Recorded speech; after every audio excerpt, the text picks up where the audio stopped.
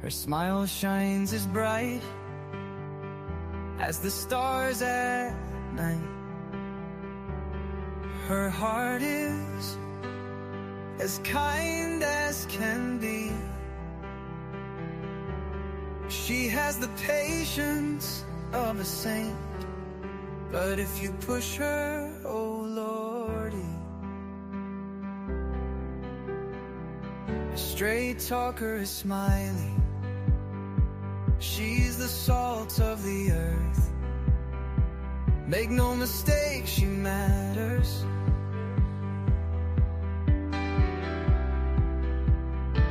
Catch Smiley's story on a live stream. Oh boy, that girl can matter. Go Smiley. She's Smiley, alright. She's Smiley. Make no mistake why she's here. She's Smiley, alright. She's Smiley. If you're guilty, she'll smell out your fear. Missing posters and stories of heartache and fear. She tells us all of the heartbreaking tears. She can sniff out the guilty from a mile away. If Smiley's on the case, then she's here to stay. She cares about these missing children. She cares deeply about them all. She speaks the truth with integrity. For the truth, she will seek it all. She's Smiley, alright. She's Smiley. Make no mistake why she's here. She's Smiley, alright. She's Smiley. If you're guilty, she'll smell out your fear. Smiley's questions are like a heat-seeking missile. She's going straight for the bullseye. Don't ever believe you can fool her. She's too wise, man, she won't comply. She values freedom like the 4th of July. She values respect even more. If you want to earn a place at Smiley's table, watch the clock, it takes time for sure. She's Smiley, alright. She's Smiley. Make no mistake why she's here. She's Smiley, alright. She's Smiley. If you're guilty, she'll smell out your fear. If you break her trust, you're done for. Trust don't grow back like grass. So don't give Smiley a reason to doubt you, or that friendship will shatter like glass. She's a damn good woman, that much we know. She puts in the hours to bring them kids home. If your child is missing, you want Smiley on the case. She is always willing and she gives so much grace. She's a Smiley, alright. She's a Smiley. Make no mistake why she's here. She's Smiley, alright. She's Smiley. If you're guilty, she'll smell out your fear. If you're guilty, you better feel fear.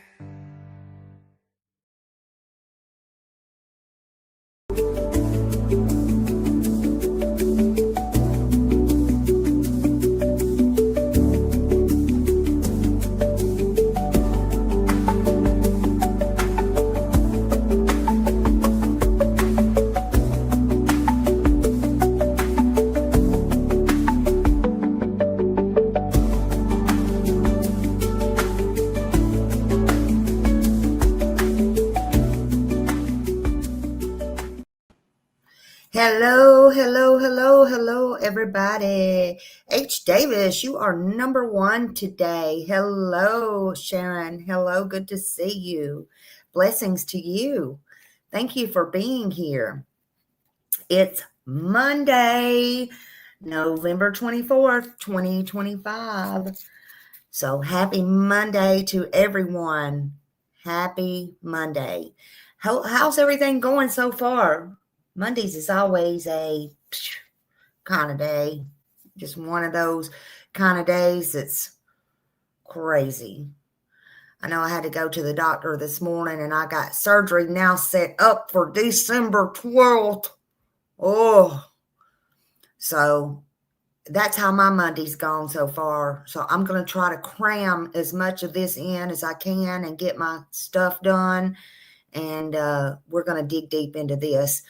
Today is my auntie's birthday. Well, happy birthday to your aunt. Happy birthday to her. Tell her Smiley Stories World said happy birthday, and I hope she has a blessed, fun, beautiful, beautiful day. And anybody else that has a birthday out there, happy birthday to you all. We all just need to be thankful and happy we're all here and alive and can see another day and another birthday, and be grateful for that, right? So yesterday we talked about Israel Keys, and he was the most deadliest serial killer ever recorded in history. There is a lot with this story, a lot. And if you didn't see my very first one, go back and watch that one. And then we did a part 1 interrogation last night. That was 4 or 5 hours long. I don't even know. He played a lot of games with them. And so today we're kind of just going to finish up the interrogation part. But as I was still researching last night and still looking, there is so much more to go over on him. And I'm going to do it. I'm going to do it. We have a lot of interviews with different people and a lot of things going on. And I just thought that it would be very interesting. So I have been going over this story since yesterday. And again, you should start with my first live on this yesterday. Then I did a part 1. So if you want or feel like it, go over that. That was a pretty long one. 4 hours. It was 4 hours, H. Davis said. Sure was. Because it was long. It was long, honey. Come to find out, when he's given these interviews, it's over a month or so's time, but they crammed it all into a 6-hour interview. And it's, man, he plays some serious games. It's crazy. But I'm going to go over the rest of this interrogation here today. I think it's very important to understand. And however, tonight we're going to go over some other important things and some interviews that I found. I even tried to watch one of the shows, on him last night, or the documentaries or whatever it is. It was on my Apple phone, and I got that. But I want to clear something up because I am still a little confused, but I take accountability if I'm wrong. And I still don't know if I'm wrong because I'm still trying to research this. It's just kind of hard. I want to clear something up. So yesterday, I know I said there was no interviews with the baby's mother.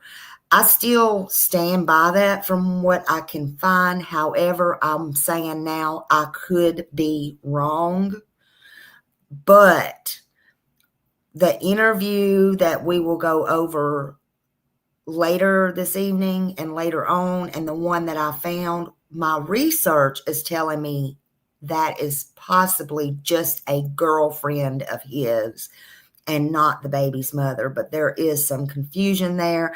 I don't know. You do your own research and, that type of thing. So I want to correct myself. If I'm wrong, don't hold my foot to the fire on that. But from what I am understanding, on all accounts, his daughter's mom has not spoke. Again, I could be wrong. This has been since 2012, so anything's liable to have happened. in between time and in the meantime. Either way, we're going to go over it all, and you'll get to see those as well as some other interviews and some things that I found. But in this one, we're going to finish up the interrogation part. And also, this is just for information, education, commentary. It's on research and all the things that's already out there in the public. This is not intended to hurt anyone or any families. Let me just be crystal clear on that. So we know Israel, he was born January 7th, 1978. And for those that don't know, he led a huge, huge double life, right? Thank you. He led a huge double life, and he was not a good man. He was not a good man at all. He fooled everybody that he ever come in contact with. And, he was not only a serial unaliver, he was a bank robber. He did burglaries. He set fires. He did the kidnappings, and he RAPD all these people. And I say people because it could have been men, women. He did not care. Okay. He got away with all of this for so many years. And he studied the police. He wanted to make sure he didn't get caught. He was in the military, and he got an honorable discharge and from the military, and he worked hard, and he had his own business, which was a construction company, and he had a young child, a little girl, and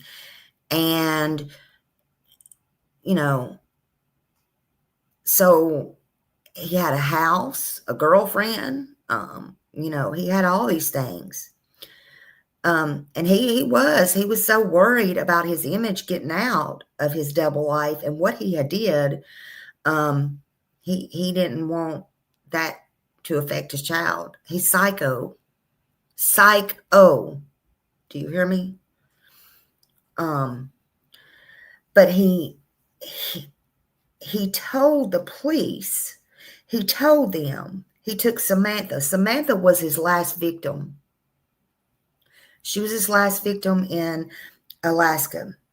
And I want y'all to listen to this because he told them, he took his last victim home to his house after taking her from that coffee shop, her first job. She was 18 years old.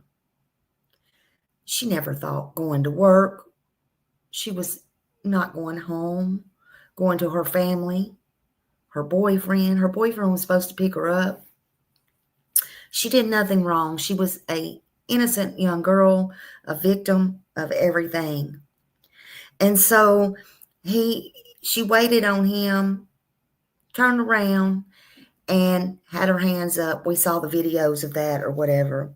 But he took her to his home. I want y'all to hear that. And he not only done horrible things to her, and he killed her, okay? Let me tell you what he does next.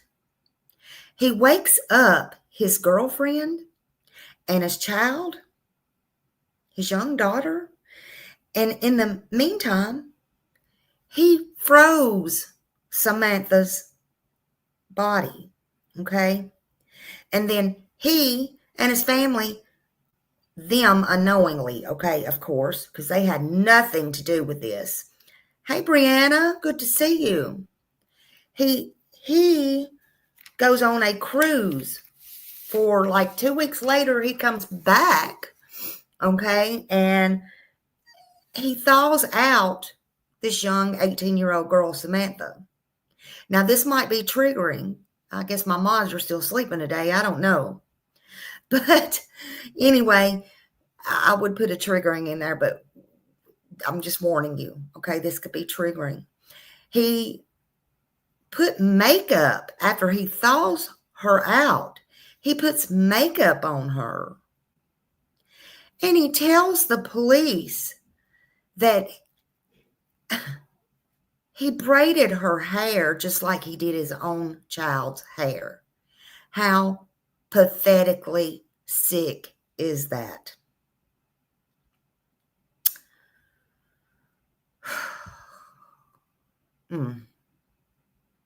So he also props her up, he sews her eyelids open so people think she's alive.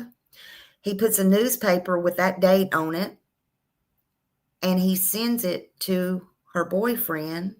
He demands a ransom from her family, which is, he don't have a set MO, so this is something new he's just decided he wanted to do.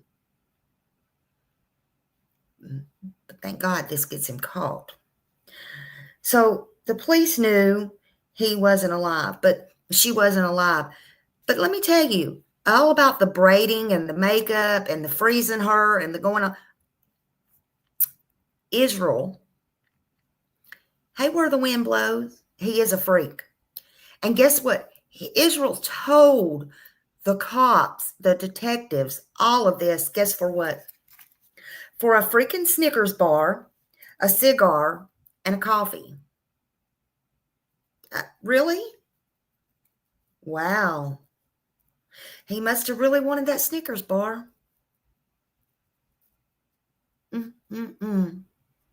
Sick. Sick. They say it was sickening to sit there with him, and he was a psychopath. The one cop said, we've heard of psychopaths. We throw around the word psychopath, but he was the real deal. And I believe them. I believe them. He definitely was a psychopath. He was very evil at that. I just can't even imagine. It gets worse. He then, after he took her photo for ransom and all that stuff, he dismembers her body. That beautiful girl, Samantha, 18. And he allegedly, no, not allegedly, that's a fact. It's out there because police found her.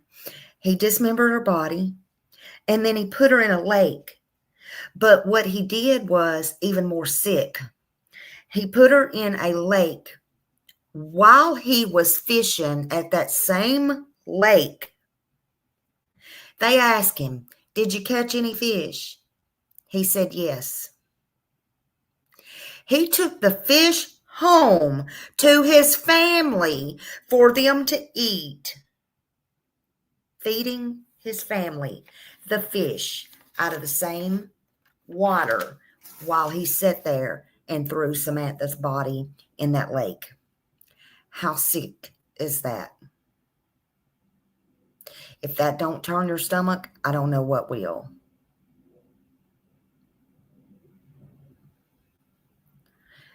Makes me never want to eat seafood again. Seriously. Her family was devastated. Her father, James, that was his only daughter. And he's the one that kept pressure on everybody to find her. But so then he goes on this little spree. He decides he's going to use her credit cards and her bank account and all of her stuff. And, you know, they ended up, as you know, long story short, they ended up catching him, pulling him over and catching him. Now we're at the interrogation. We're at the interrogation. And at this point, he gives them the runaround. Long story short, because it was a long story. And he thinks he's running the show. And basically he is. He basically is. But you're going to see, he does tell them he wants the death penalty, okay? And as you've seen last night, he said many times, he gave plenty of hints and 1,000,001 red flags that he was not going to be here. He was going to unalive himself. And I don't blame them for not giving a shit. They just wanted the information. Now, of course, they're officers of the court. I don't know if they could ever, come out and exactly say that. But I'm just saying, there were so many red flags. They have come out and said they were definitely trying to build rapport and give answers. But he said a million times in a million different ways and a million different red flags, he was not going to be around. He wasn't lying about that.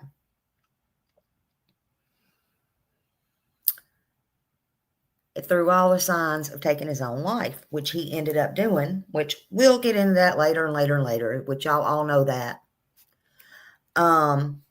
He says he wants to get the death penalty. He wants the execution, and he wants it done as soon as possible. And they're trying to get all the information, right? They're trying to get everything out of him, and they're trying to build this rapport with him and trust. So some will see sometimes they're laughing with him. Oh, he has this creepy laugh if you didn't see and you're just coming in. But they're trying to build a rapport with him. They're trying to give him his coffee, his Snickers bars, whatever it is, his cigars. He likes cigars. They're trying to build a rapport and a strategy. But he is steady jerking them around. He's steady playing games. And he tells them he don't want to play all of his cards. He don't want to give up all of his leverage. He knows if he gives up all of his leverage, he ain't got nothing to come out of that jail cell with and sit up and be chummy and try to keep this out of the media. He don't want his name in the media because, he didn't want his double life exposed. He didn't want his child exposed. Go figure. Which, thank God. I mean, that's probably the only living decent thing he's ever done. At least said, no matter if he meant it or not. But the problem is they didn't have a death penalty in Alaska. A lot of people don't know that. So they're just trying hard to get information from him for other crimes. And that's why they're trying so hard for the crimes in Vermont. Because that's where the couriers, if I'm not mistaken, I think the lady was 55 years old and the man was, I think he was younger. I think he was 45 or vice versa. I don't know. It don't matter. He took both of their lives and they were a couple. See, to Israel, he didn't matter. It didn't matter to him if it was young, old couples, male, female, prostitute. It didn't matter. And he admitted, hey, I would get bored. I would do what I wanted when I wanted and whatever basically tickled my fancy. He had no real MO. But we're going to see him treat the women investigator different than he does the men. That's for sure. I think he was yesterday getting more, he was getting tired. He was getting frustrated and all that. But I think it's going to take a little harder turn today. So let's just go watch and we'll get on with it. I thank you for being here. If you're here, please hit the thumbs up, even if you're in the bushes. And let's talk about this. Full credit goes to Dark Crimes Watch. Y'all go sub up to them. And I appreciate you being here. So let's go.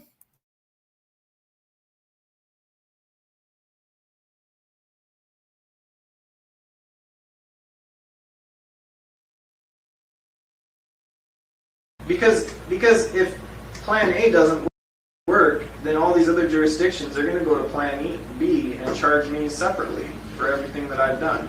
Well, Plan A, though, before we even get to it, would require them to write a letter saying they're not So going they to wouldn't do do it, that. right? Unless- it's not on here now. I mean, Well, we can put it on there. I mean, you know, look, that's a starting point. It's a 3-page letter, not even. Like I said, that needs to kind of go into a more comprehensive agreement. But, you know, don't get frustrated with the terms. Everything is, you know, you have some other concerns you identified today? You know, we changed the letter. You know, we work on it. But we don't just get frustrated and kind of walk away, because that's, you know, that puts people in a corner. We don't want to put you in a corner. We don't want to be in a corner. I think we both know that the best way to proceed on this is the way we have been proceeding. And doing it as quietly as possible. I mean, I think, you know. That's my whole issue right now. Yeah. Is it hasn't been very quiet. I mean, there's already like freaking pages online about me. I don't know. Pages speculating. Yeah, but you know, I don't know, whatever, speculation, fact, does it really matter nowadays? Well, you know, I think it does. I think you even said that last time we met. It's like, yeah, it's one reporter and reporting something. It's not reality yet. And, you know, I just am trying to negotiate a resolution that, look, it's going to control Vermont because, you know, we learned from it, and it's going to help us avoid that problem in other jurisdictions. You know, we can control. Certainly was introduced. Like I said, if there is a way where you're cooperating with us and we can represent the court you're cooperating, there may be a way to keep that cooperation under seal in court. Yeah, no, that's what I'm concerned about, but like I say, there's the Courier case is not the only one I'm concerned about right now. Let's deal with those concerns on the other cases. I mean, that's why the whole, you know, aim of the plan is to get their buyout before we do anything. You know, if we can't go to them and simply, you know, have someone say, hey, you know, we just need your buyout on this, we need the assurance. You know, it's difficult to try to control things. I agree. I do think that, look, you're going to follow through on your end, but I just think at this point, I'm kind of feel like I'm in a position where I've given you a certain amount of information. None of it has, or I shouldn't say none of it. About half of what I thought we had an understanding on, you know, from the very beginning, hasn't worked out in my favor. Granted, you know, some things haven't worked out in your favor, but I just think at this point, I just don't see what incentive I have to tell you anything else. I've got, I mean, day-to-day, I got day-to-day issues. And, you know, we come over here and we sit in this room and I still don't know what's going on with, like I say, with everything that we've talked about. And in terms of the other case, and obviously that's on you and your lawyers to kind of to do whatever you see fit. In terms of the Courier case, that's what I can control, and that's what I can help control, at least, to the extent that I can assure them that things are in the works. You know, look, I can tell them, and I have told them, look, I think he's going to cooperate and continue giving us some of this stuff in exchange for some of the, you know, for some discretion, but, you know, they don't know you, and, you know, I don't expect any sympathy from anyone. No, and not. That's exactly the point. Come on, let's be realistic. Well, I am being realistic. They're not sympathetic at all. And that's why they're saying, well, you know, got a case on them, I guess, we can go ahead and charge them, right? Exactly. So What I'm trying to tell them is, look, that's maybe not the best thing to accomplish everybody's goals.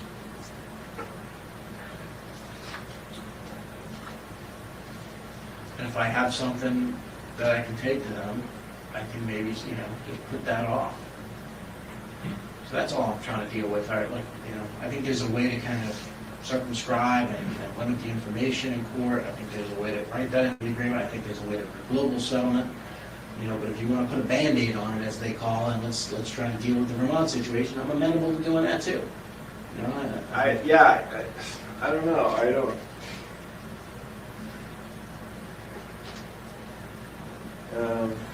There's just a lot of stuff.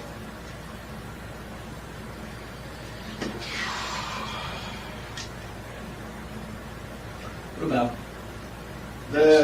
why is it carjacking? Anyway, I didn't. well, you took put them in the car. Is that because it was their car and not mine or something? Yeah. So if it had been my car, it would have been kidnapping or what? Yeah, it depends on the method of the kidnapping. It's But, weird. Carjacking. yeah, kind of makes you seem like a gang member.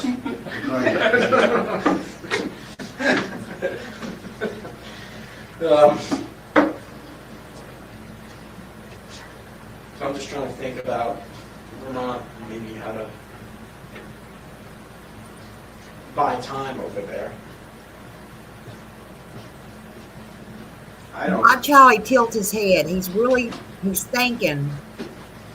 They've already released. He's thinking enough very information. carefully. They're gonna get hounded endlessly until they release my name now. So Yeah, but if I can, give them something that kind of gives them comfort and gives the family comfort, then, maybe we can delay things there until at least you find out what's going on in your other situation. I don't. Like I say, it doesn't matter as far as Vermont goes. Everybody already assumed I did it. So Yeah, but no one's really even my own family pretty much assumes I did it. So. But one of your goals was to not get charged out there. That was one of the things you told us the other day, is that you didn't want No, to I have to go don't. back there. So that is something that we can still. So ideally, what would that say? You said there was some, how would you have that read? What information would you have released about the? I mean, you control everything beyond the couriers because you only tell us whatever you want to be released. What would be acceptable to you to be released that you think would meet your goal in this case? And like Frank was talking about, quantity.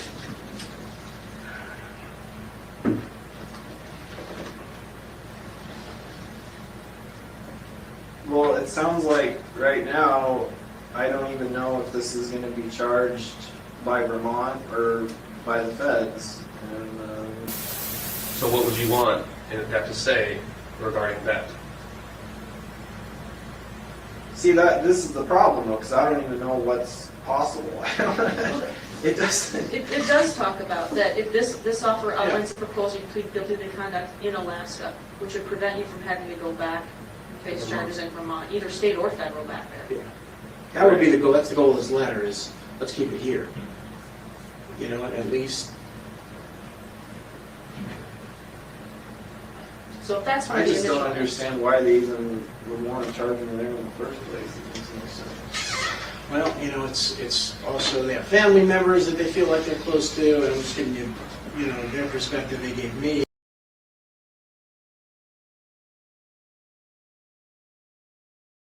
You've got to remember this interview went on for over a month. Again, they squeezed it into about 6 hours, but it is a full interview and it went on for about over a month. He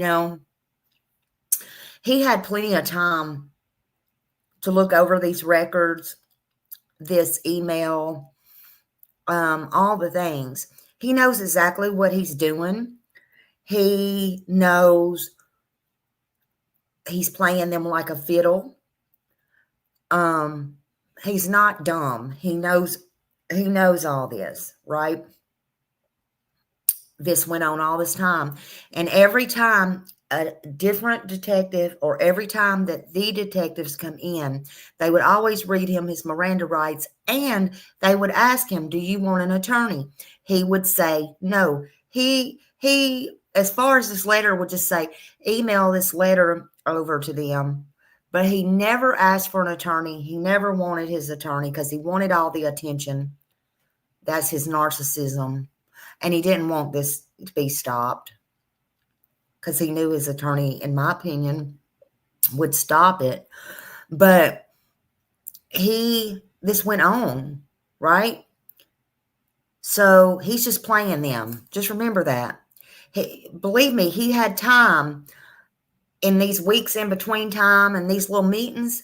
He had time to talk to his attorney. He knows exactly what all this means. I'm just telling y'all. They want to kind of make sure their family members see justice, and they feel like it's a Vermont crime. The community needs to know that type of thing, and that's their sentiment. It may not make sense to you, but I understand it from a law enforcement perspective that hey, you committed a crime there, you should be held accountable there. That's typically their take on things. And it would probably be our take on things too if it happened in reverse.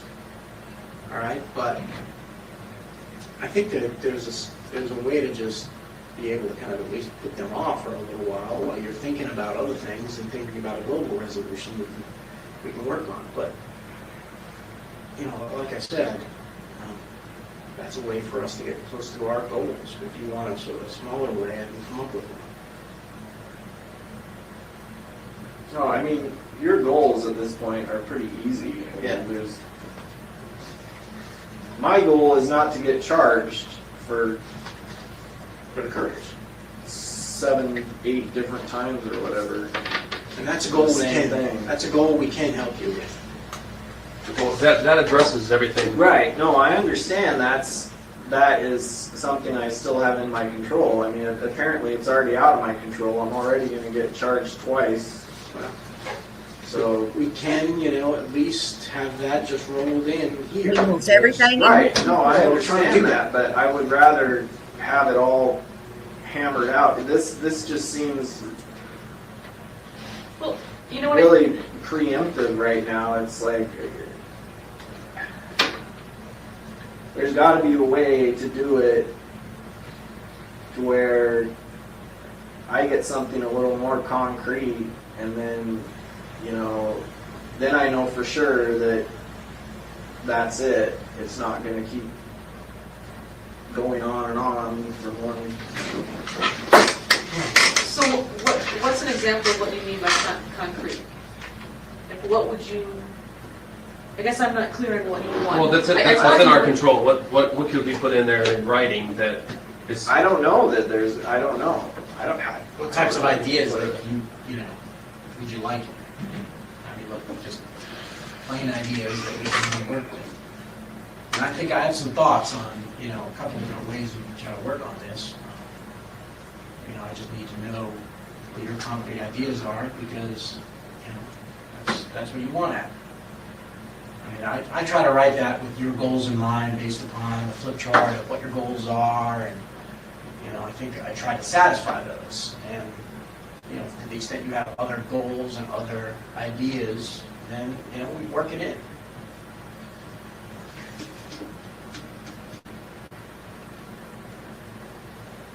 Yeah, I'm just not so sure I even have that goal anymore. I mean, like I say, if me looking for the death penalty is going to make this into a bigger circus than it already is, and they're going to take all this information that the things that I've done and put it in a public sentencing hearing. It doesn't have to happen that way, though. Well, I don't know that though. I mean, because I've been told it does. So this is the problem. All I can tell you is the United States government controls what evidence is introduced into court, and I represent them. So I have absolute control over what evidence I put in. Right. Well, that's good to know. And if it says in here what evidence gets introduced, that's what Frank has to go by. Yeah, and no one's going to tell me that, here's what I have to do. Now, obviously, there's, bosses everywhere that'll try to tell you stuff, but if we have an agreement that binds those people, then, it is what it is. Court doesn't have any right to demand more information from us. Court has to let us try our case. And I decide all the time at trial, I'm not going to put that person on, even though maybe they could help my case, but it's not worth it to me. It's not worth it to me because I have some other goal in mind. Legal strategy 101 happens every day. So, that is in my control. That's what I'm telling you. And so you want something that's within my control. It's as simple as that.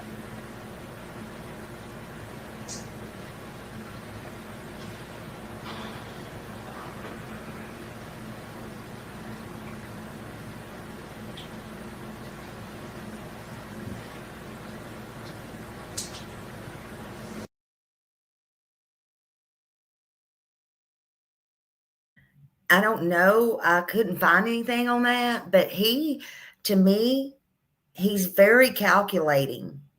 Okay. He knows exactly what he's doing. He was able to avoid detection from the law for years and years. He studied the police and he studied the police procedures. He was able to hide his emotions from those around him and everybody. And there may be an IQ out there, but I don't know. It would be interesting to know. I'm sure that they did one on him, but would it be publicly released? I don't know. Or was it sealed? I'll try to find that out. He wanted full control of all of these interviews. Yeah, yeah, and the way he was raised as a kid, and he didn't want all that out in public either. He didn't want any of that out. And then I don't think it was because he was trying to protect his family. I think it was more he was trying to protect his image, but that's just what I think. But he's highly, he's organized. Hey, Andrea. Hello, hello, hello. Good morning. Happy Monday.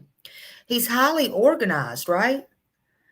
So I don't know. I will check into that because that is it may be out there somewhere. There is so much on him. I am going to definitely do a deep dive because, he's unlike, and just like they said, he's unlike any serial killer that's ever been. I mean, it's just unreal. It's hard to believe these people exist, but they do. And so just in the last almost 2 days, I've been really studying up on him. It's crazy, but it's so much crazy how much. Yeah, Dr. Gary would know. He sure would. I'll go around too and see if I can get any insights from them. But we're going to get into, if you're just coming in later this afternoon, we'll take a small break. We're going to get, I found some interviews and stuff, and, people who know him. But again, they all say the same thing. They say, you would have never known. You would have never thought. And Andrea, oh my God, if you didn't hear what I said, it's triggering. Rewind, girl, about what he did. He even braided the girl's hair after she was deceased. He took her to his home, all the stuff. He told the cops he did that like he did his daughter's hair. How sick. And there's more, but it's triggering. It is triggering, y'all. I don't know, but we'll get to the bottom of it. We'll get to the bottom of it.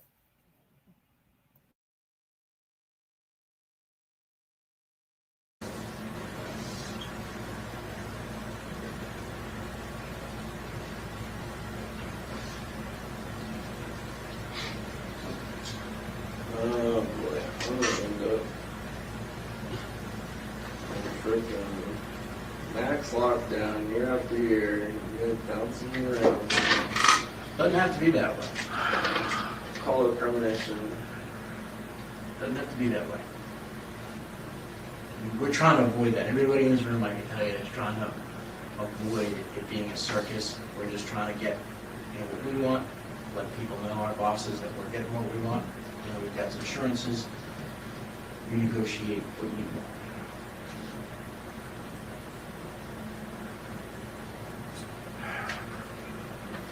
If we wanted to screw you, I wouldn't be sitting here drafting a letter to you about here's what we're going to do for you, and I wouldn't even be in here. We want to go ahead and just try to make you a villain. We could just go and do that. All right? Well, look, you're concerned about the extent to which. Well, there's certain things, but from an entertainment perspective, from my perspective, yeah, it would be really fun to have all of this stuff come out, but, I'm not trying to single-handedly give my mom a heart attack, so.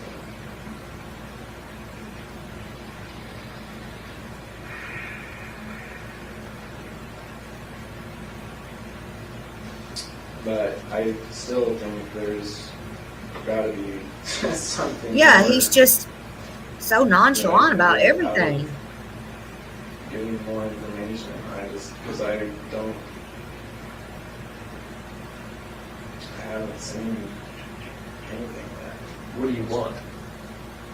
I want to know what's going to happen. You want to know what's going to happen and when? You want to know? Yeah. You want to know how much information is going to be released publicly? Let's flesh that out a little bit more. Well, first of all, we can't talk about it in this meeting. Okay. And that's the biggest problem of all. Okay. So that problem. Secondly, there's this problem with Vermont that they already have enough information on me. They want, they want to make it public or whatever, one way or the other. Honestly, I don't care if this courier thing gets charged in Vermont or gets charged federally. Because right now, it's not gonna, either way, it seems like it's just going to keep dragging on, and I've got other more immediate concerns.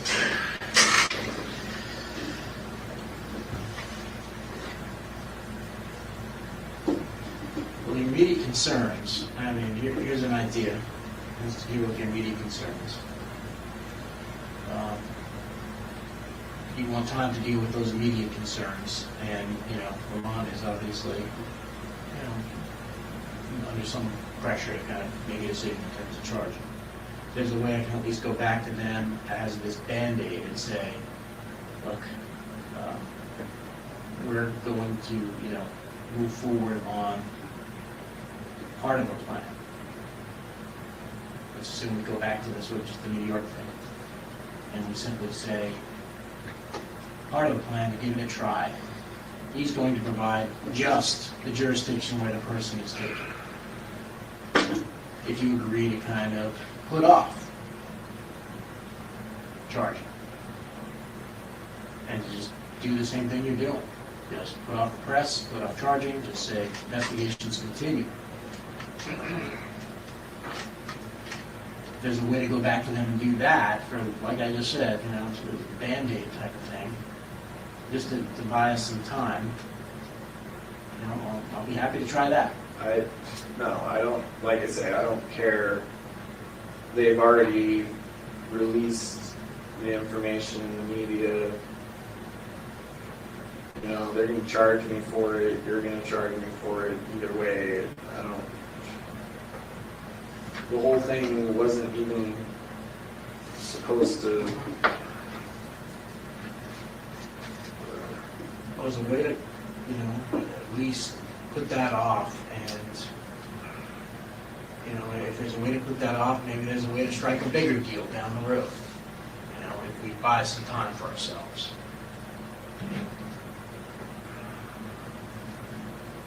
And obviously that would entail, though, getting the assurance before you gave any information. So, look, it's a Band-Aid, it allows you to get an insurance, but it also buys you time to think about your ultimate goals and what you want in an agreement. It also gives you a chance to see if this plan would work, which I sense is part of your concern.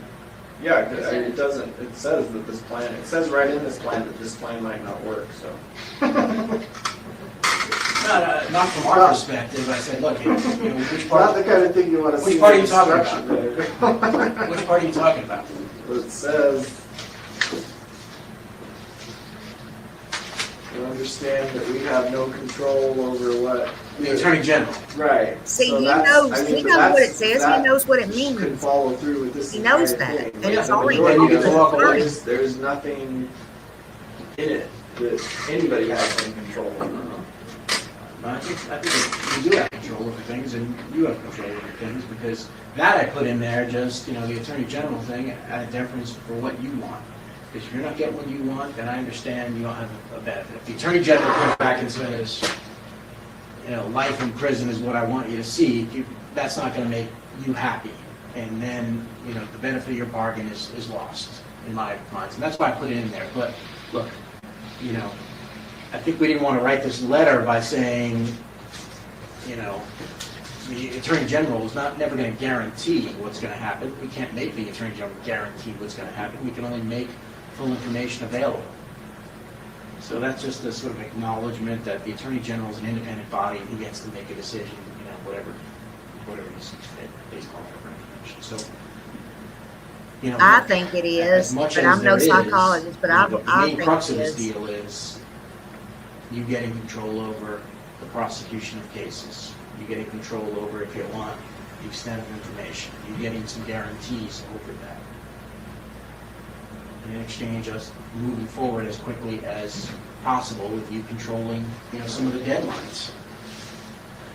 So, I don't know, I do think you get what you want. I mean, look, we just can't, I don't have the authority to speak for the Attorney General. Look, I'd like to put a deadline on him too. And say, hey, you gotta come back with a decision next week. But, he's not gonna listen to me. Well, there's another factor that just occurred to me recently with the sentencing portion is if whoever happens to be sentencing me knows that the death penalty is what I want, there's a chance that there could be some reverse psychology going into play there, and they're going to want to give me the opposite of what I want. Well, I think you even talked about that at one point, and that was part of your thought that you go before a jury rather than a judge. Yeah, but I'm just saying it could work either way. Yeah, I mean, that's possible. There's just a lot of, I mean, look, yeah. I know, I mean, it would be, maybe this, yeah. You can't guarantee, like I said, I can't guarantee what the judge is going to do. I can't guarantee what the jury's doing. You just work out a whole under the table resolution.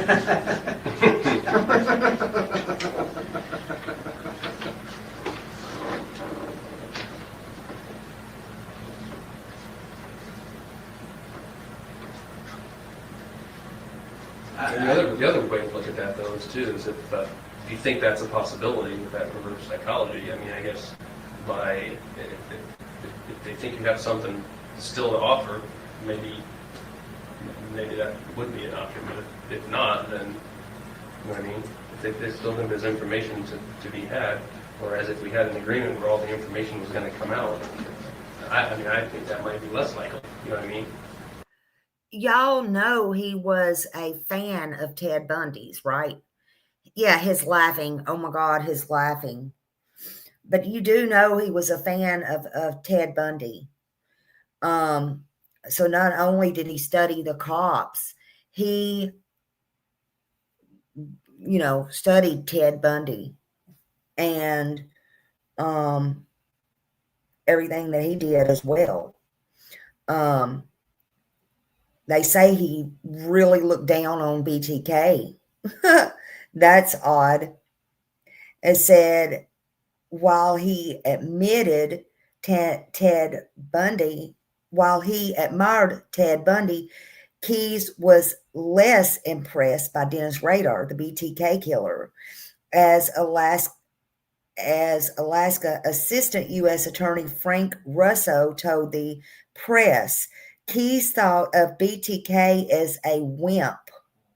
Wow.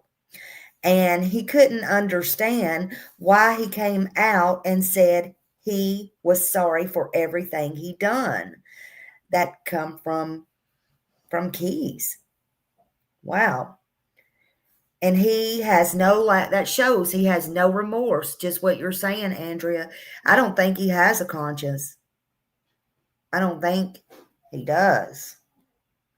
You know, I was just looking over some things here, and also, y'all know he was raised by religious parents that was fundamentalists. We went over that, but that was just some facts. I'm trying to find out if I can find about his IQ. I would really like to know. I would really love to know. But I don't. I'm trying to see here. There's a doctor named Chris Knuckle, and he's a forensic and clinical psychologist, and he serves as a deputy director of the South Carolina Department of Corrections. Let's see what he said. No, that's a video. I'll put that in my to-do list. But he's speaking on him, and I would play it, but it's him among others. Well, I don't know. Maybe let's just listen to it. All right, this credit is, we'll just listen through my phone. This is CBS Albany, where he was speaking. Let's listen. Hold on. And I'm Dr. Chris Kunkel. I'm the Associate Director of the Criminal Investigation Resource Center here at Russell Sage College. So I started my career as a forensic scientist.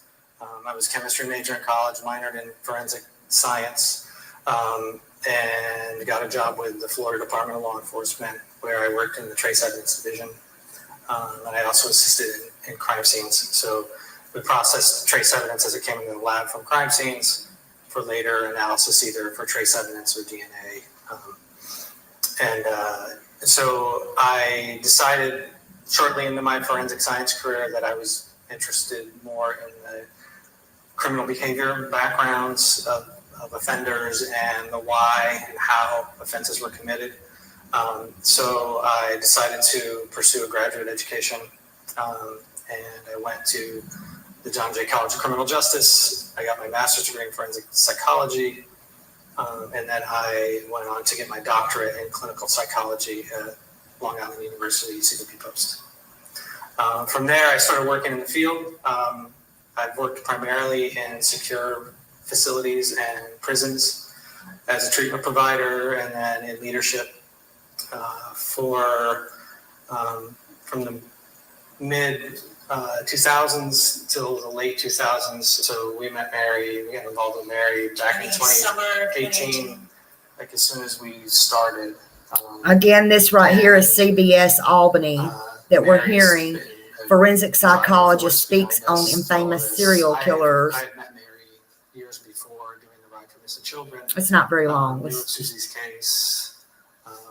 I knew Mary would be a catalyst for things. Tina met Mary. She talks to Mary like all the time. So. Yes. She's like, oh, I was just talking to Mary. So Mary brought us some information in Susie's case, and we started going through that information. iHeartRadio got interested in doing a podcast on Susie's case early on, right after we formed the Cold Case Center. Yeah, it was the spring of, actually December of 2018. Yeah. We started that. Same year that year. Yeah. So Yeah. that podcast went out there, and then and that was much of a historical kind of breakdown of the case. What happened? Right. A lot of it was things that were already well known. All right, talk Um, about, Samantha I just forwarded a Koenig's minute. ATM card after the crime. Oh, here it is. Okay, hold was on. wrong. Makes people disappear without a trace. And if he had been All right, let me back it up a little bit. a conclusion about the Suzanne Lyle case with completely different information because I didn't have the same information he had. He had more. Sorry, I always more mess with info buttons when I don't need to. in his case that we didn't have at the time. And I initially had considered Keyes a person of interest in Susie Lyle's disappearance because I knew that he had owned property in New York. I knew that it said he had been enlisted into the military through Albany, so he had to have some contact down here. And just what we knew about his other cases and other suspected cases is that he was the type of offender who makes people disappear without a trace. And if he had been operating in the area at the time, he would be someone we want to look into. I knew he was he's basically profiled as a skilled opportunist. He's a person who's always ready to offend, and if primed to do so, he acts. And he was able to Skilled opportunist. go without detention for so long because he would only take opportunities that were going to be beneficial to him, and he would size them up. Like you said, as proof that he didn't leave a trace, Right. Shows that he was very calculated and methodical. Right. And actually what led Methodical. to him being captured was him losing more control over that and being more exposed. So when I met Josh and started talking to Josh about the information he had, I learned that Israel Keyes had Suzanne Lyle's picture on his computer. That picture matched the NamUs database picture. He had lots of NamUs database pictures on his computer. Suzanne Lyle was one of them. The profile of using Samantha Koenig's ATM card after the crime, withdrawing $20 to do a test to make sure how much money was in the account and get a balance. The fact that Keyes said he'd been offending for 14 years when he was caught, that measured right up with 1998. It was right before he went into Wow, the military. 14 years Time. He was living alone in New York. prior. We know that he got his Social Security number, GED, probably through Albany. Most likely the GED through Albany, and his property was in Constable. He had bought the property in October of '97, so he was definitely in the area between October '97 and July, August of '98 when he enlisted. And we knew that he was into gaming. He was into online. He was almost the same age as Susie. He would have easily blended into the background. We just started to see that this wasn't just this should be a person of interest. It was becoming more likely that he'd be a good suspect. I also learned through Josh that there was a sighting by a woman. She called us in after Keyes was arrested, had no involvement in the Suzanne Lyle case, no mention of the Suzanne Lyle case, just called and said she had had an interaction with who she believed. I didn't either where the wind blows. In the early Interesting, spring isn't it? or late winter of '98, so like February, March '98. And the parking lot of the Marshalls across the street from the Conley Center Mall, which is where Keyes enlisted was through the recruiting center at Conley Center, where a guy matching Keyes' description described what he looked like, talked like, approached her and said, how old are you? And made some other comment, which she thought was strange, and then he was gone. So we have him in a shopping center. Until she saw the Right. Yeah. So we have him in a shopping center parking lot, close to where Suzanne worked. So and then we learned later that there was a mention of Suzanne making a comment to her manager that she had a stalker, and he didn't really know what she meant. He kind of took it off as half kidding, but we're not really sure what the context of it was. And that was shortly before she went missing. Right. We started to speculate, did she really disappear from the Albany campus, which is, the foregoing theory was that she made it back to campus and then never made it back to her dorm room. But what if she did? And, we started looking at Crossgates Mall, the exit that she went out of, that her manager said she went out of, that everybody knew she went out of, and that is not a safe area. If someone is... Tina's quote was, if I was going to take someone, That's what I do. That's what I do. I mean, that is what you think of when you think of a back Yeah. entrance to a mall. There's dumpsters. It's not well lit. There's not a lot of people back there to see, to hear you, anything. And a little over a year ago, I couldn't know. doing a piece on Josh's work, and I came here and walked the campus with Josh, and we went to the bus circle and looked at the dormitory in the building and the proximity, and it just doesn't make sense that someone would disappear on that short. From there to there. Yeah. There's not 100% certainty she was on the bus. I know they had a witness who said that she was, but it also could have been the night before, or or a couple of days before. People make mistakes. It could have been another groundwork for people. So so if you put all those pieces together, Israel Keys is a solid, likely suspect. I'm not saying he did it. I don't know. We won't know until we know. And I'm not saying it's not somebody else. It could be, but given all the information we have, it's a very... He'd be on the top of my suspect board if I were working on a case. Have you seen his interviews at all? Yeah. Yeah, the FBI has his interviews available to look at. And he wasn't one who wanted to brag. So he's dead now, of course. He I don't blame you. In prison in 2013, but while he was awaiting these cases, and what seems to have been happening throughout their ongoing interrogation, and trying to get him to tell them more, he would say, I'm only going to tell you the things that I think you can figure out on your own. So, and I'm going to do that in my time.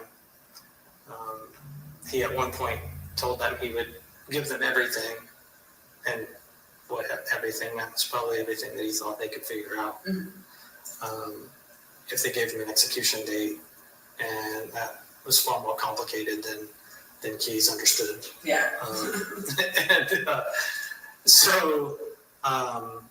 I think he was also just listening to the course of the... Maybe they don't think he was too bright. Frustrating with the They said process. that's far more than they thought he might have understood.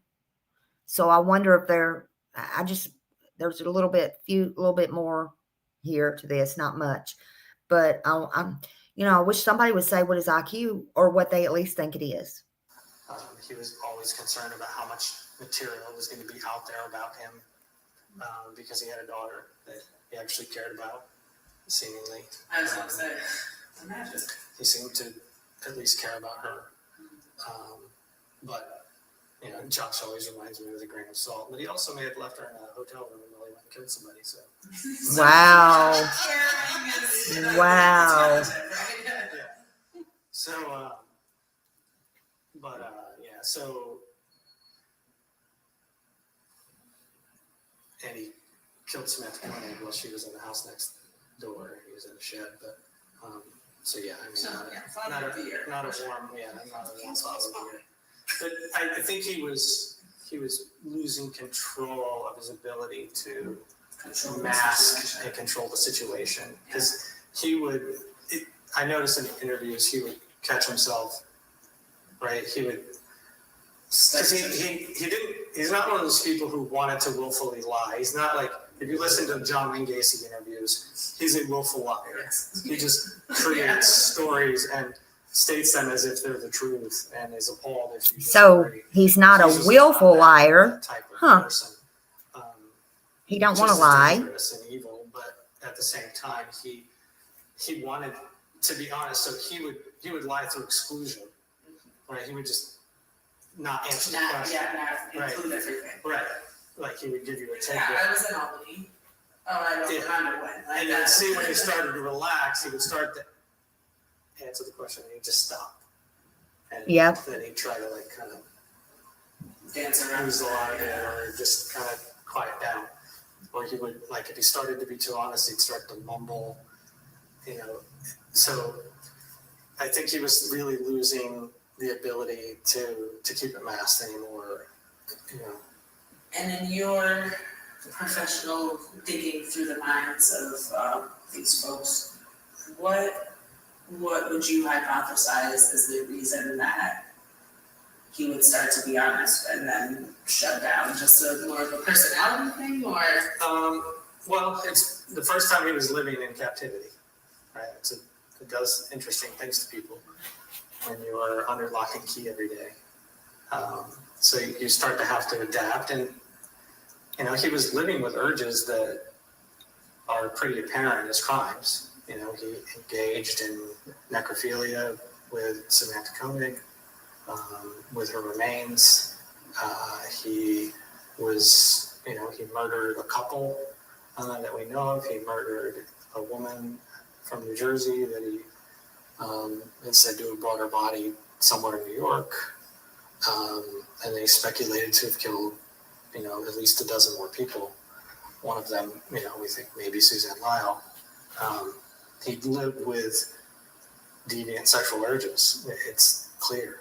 And he didn't want to talk about those. You know, he said in one of his interviews, like, those are the things I've done are my things. Like, Wow. they're my private He did life. say that I don't yesterday. want to talk about these Or things. And in my other experience live. working with offenders, especially in the sex offender treatment realm, that's the breakthrough, is they don't want to talk about what their deviant fantasies are, and trying to get them to trust somebody to sit with them and to trust them with those deviant fantasies so they can help them manage them is a huge leap to make. Right. You know, Especially if they're already in an incarcerated state where it's like, are you just gonna punish me more? Yeah. Or, you know, is this gonna be a detriment to me if I share with you? right. And people want, you know, victims advocates want offenders to be accountable, and I don't disagree with that. And at the same time, you can't force them to be accountable. Yeah. And You can't make them spit it right. out. And the path to controlling behavior isn't always through someone's accountability they've shown. It's through demonstrating that they want to change and that they can share these deepest, darkest thoughts. And to think that somebody can just randomly sit down in a room with someone they don't trust And just and tell about their darkest, awful things. I mean, even people It's, who you know. aren't sexual offenders would have a hard time with that. And then there's others who want to share it because they actually want to victimize you again, right, through telling you.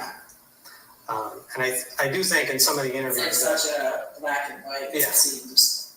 well, Keyes at one point told the investigators, like, if you bring back one of the detectives from Alaska was not in the room, he said, if you bring her here, I will tell her everything.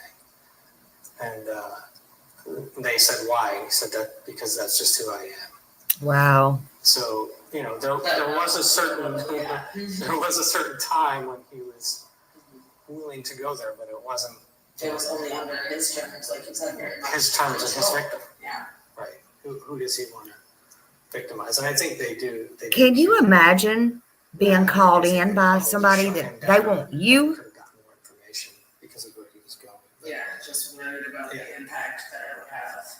yeah. Well, and it was in that interview that he really detailed to the extent that he engaged in the murder, the dismemberment, the postmortem sex, like all of he chronicled everything. And he probably would have, at that point, given him more because he was already so far down the well. Right, like You know. what else can you get out of it? Yeah. What else can you do knowing this now? Right. Wow. So it didn't tell his IQ, but it did tell a little bit about this interview, what they think has happened and going on. But yeah, he was definitely methodical. Ooh, but can you imagine being the lady from Alaska cop and he's asking for you? Bring her back in and I'll tell her everything. That's creepy. The things that they have to put up with. Oh, wow. Yeah, no doubt it would be mind-boggling at the very least. At the very least. All right, let's go on with the interview. Wow.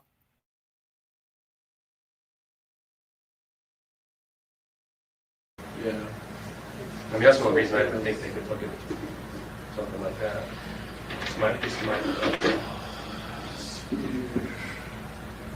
Everybody just makes too big of a deal out of this stuff. We're trying. The bigger problems in the world we could be worrying about right now. Well, this is, one problem a day. This is sort of a problem that we all have, and we're trying to come up with, a solution that we get both of us get closer to our goal. And that's what I've been working on. I'll come up with another plan. I'm happy to kind of keep working on it. I'm happy to redraft the letter. I'm happy to kind of call whoever I need to call. But, I think I don't want to close the door on things. Well, I don't really see that that's an option at this point. No, I think we all understand that, but we're just concerned that. At this point, I'm thinking pretty obvious to me that whatever's going to happen is going to happen, and I haven't been able to control. I haven't really been able to control any of the information I've given out. Like, once I've given it out, that's pretty much been it. So I think you're wrong about that. I mean, think about it. The Tupper Lake bank robbery. Has anybody come to question you about that Tupper Lake bank robbery? no, Right. I'm not. Arson in Texas. Burglary in Texas. No one's talked to you about that, right?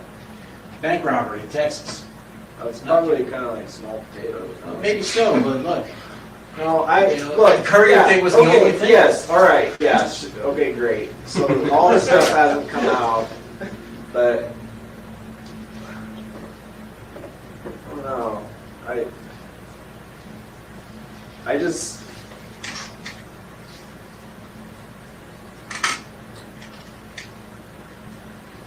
I just have some concerns with these other. First of all, like I say, I can't see that there's anything for me to gain at this point. It seems like whatever's going to happen is going to happen regardless.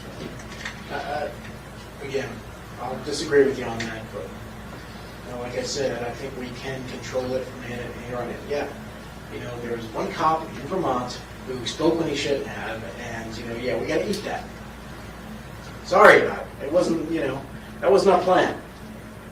Well, like I said, what's done is done. Yeah. So, but I mean, with the exception of that, I think you remarked before that you've been impressed about the level of discretion that we've displayed.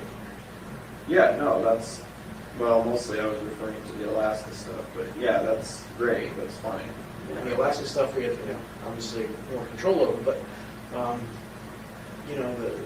the other jurisdictions, we're just trying to control now. I don't want to get in a position where I lose complete control, or we lose complete control in this room about what happens in Vermont. And that's just sort of what I was thinking about in terms of, that letter.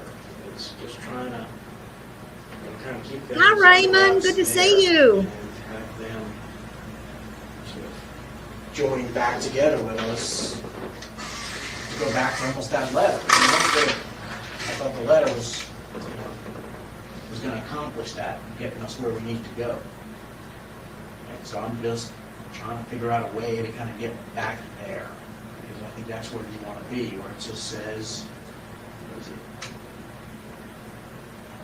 Well, I mean, hypothetically, even if we had come to an agreement with that letter, that reporter still would have released their information. Yeah, but look at what it says here, will not identify Mr. Keys as the perpetrator of the murder as a crime he's committed in Vermont, or charge him separately in our jurisdiction without your authorization.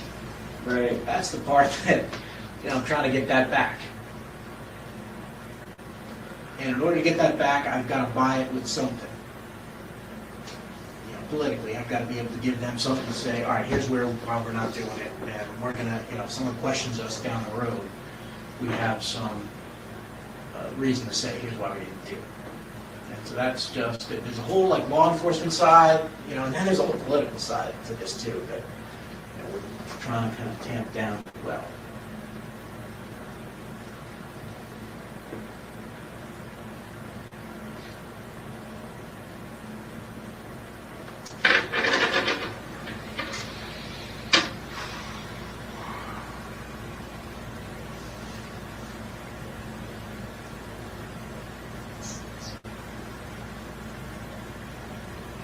He's thinking hard.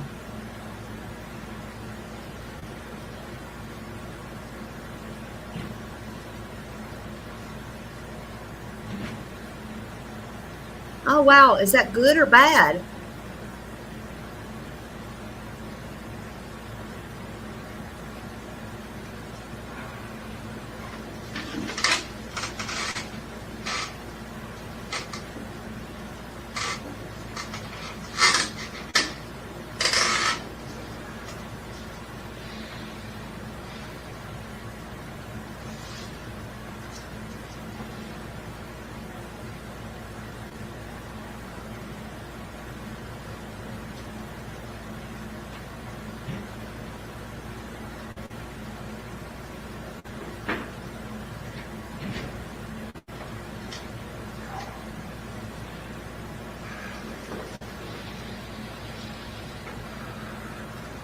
Bless your heart. Well, you enjoy that time, I'm telling you. I know you are burnout. And I'm glad you get some time off.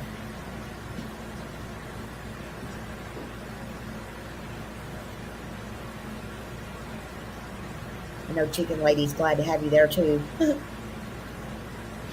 I don't know.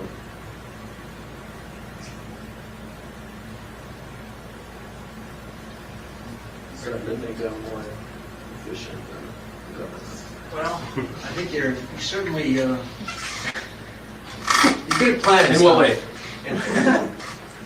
You're good at planning stuff, and that's what I'm trying to do here, is simply come up with a plan. And I'm seeking your input on the plan. You're the planner and organizer. We could use those skills now to work towards a different goal here. Yeah, There's only certain things I like to plan. I'm trying to plan, and I'm trying to, give Vermont some little glimmer of hope in the hopes of accomplishing a bigger goal. If we can't accomplish the major one, where we have to kind of redraft that letter and get some more. See how his body language is? He's starting to get nervous. He's starting to rub his hair. He's moving his hands. It's a whole different scenario in this part of it. He's getting antsy. He's thinking a little bit longer. So yeah, things are fixing to get a little bit crazy. More concrete terms, and you want to see what happens. Fine. Yeah, I'll I do don't. that. I don't even know. Like I say, I don't even know what's possible. Yeah, well, Apparently, my peeps didn't want to be here, so. it can be here if you want. That's the. Remember what that says is that if you want them here, that they will be here immediately, I think is what it says. Mr. Gertner is supposed to come according to, the court order. I thought you were always just reading that so you could boot me out if you didn't show up. To boot you out of what? No, I mean that's your right. That's an option that the judges have said is if we're here and you request him, we give him a call, and according to the judge's order, he has to come immediately. I don't even care if it's here physically. It'd be nice if one of these times have a meeting and discuss. Well, I mean, I think he has it highlighted as exactly what it says. Yeah, I mean, I was looking at just to be sure, it's anytime Mr. Keyes on council, Well, I know I'm anytime entitled. council becomes immediately available. That's what it I says. understand that. Council becomes available immediately. So, you know, that's up to you. If you want to discuss other crimes with the council present, with your other councils, standby councils, Mr. Kurtner, you know, we can arrange that with him.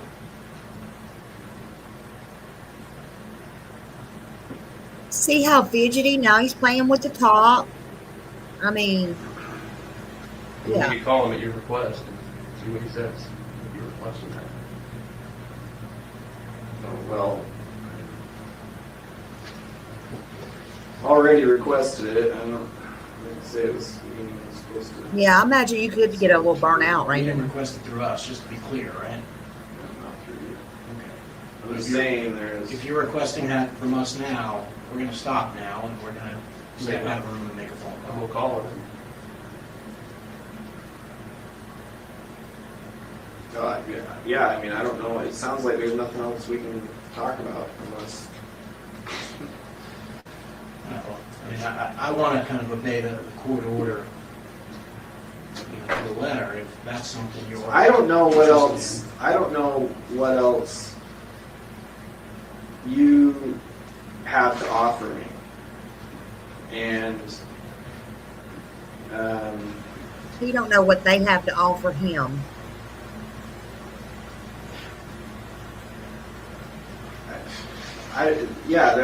So I mean, I'm not happy with what the letter is. It lays out the possibilities, but I don't know if those are the only possibilities. I don't know. It's just. Let's take a break. This whole thing Yeah. is, like I say, it's premature. Well, let me, let's take a break for a second. Step out.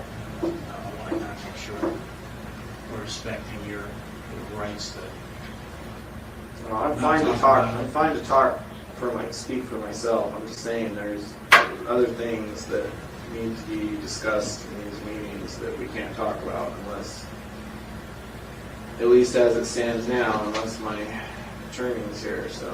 But this says right here, if you request us to get a hold of him, we'll do that. Right.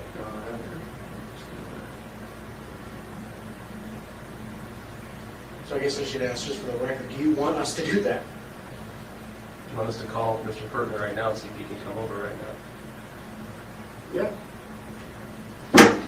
All right, we'll do that. You have to take a leak or anything? Yeah, I could. Second, we'll let us get out here and we'll get that.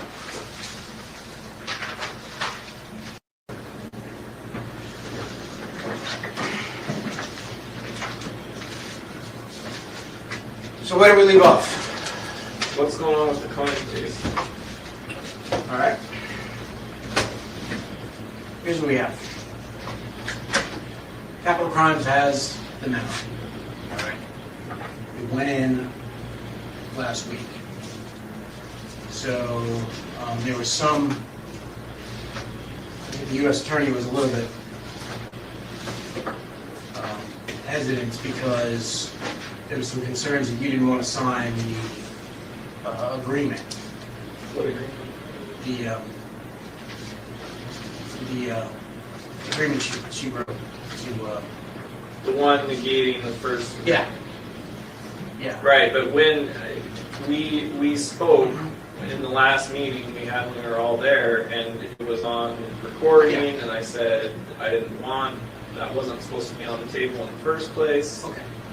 And I asked Feldes in that at the end of that meeting if there was anything else he needed, and he said no. Yeah, and then what happened there is we went back to the U.S. Attorney, and her impression, she said, look, the original one was in writing, so I'd like it to be in writing as well. So she wrote another letter, and obviously, you've seen this, and so it basically said, hey, just like the comfort of it. And then there was a court order as well that basically, prohibited us from doing anything with capital crimes until Judge Roberts reconsidered that. And so we got that rescinded, but then after that, we wrote a bunch of other letters seeing whether or not that was still your intent. Because the U.S. Attorney was very concerned that, you might want to change your mind, and she didn't want to welch on a deal that she had promised you. So it sounds like the short story is you put in your memo and you did not recommend the death penalty. I can't tell you what the U.S. Attorney recommended. I'm prohibited from doing that. Now, remember, they don't have the death penalty in These Alaska. letters that she I saw wrote. a couple of them. Okay. So she wrote a couple letters, and then I wrote a letter to confirm, and the last letter basically said, the first paragraph, I don't know if Mr. Craven wants to show this to you. You've already seen all the letters. So the last letter was, Mr. Craven did not say that Mr. Keys has changed his mind. Mr. Keys still wants U.S. Attorney Leffler to make her recommendation unbound from any promises contained in the March 30 letter. I have conveyed this information to U.S. Attorney Leffler. So that's where it stood. So that was the last piece of the puzzle there, and then she decided, okay, I'm going to send my recommendation after that. She sent her recommendation in. So they have it. This week they wrote back saying, giving opportunities for a conference. I think Karen mentioned this to you, Rich. You told me you were going to give me Yeah.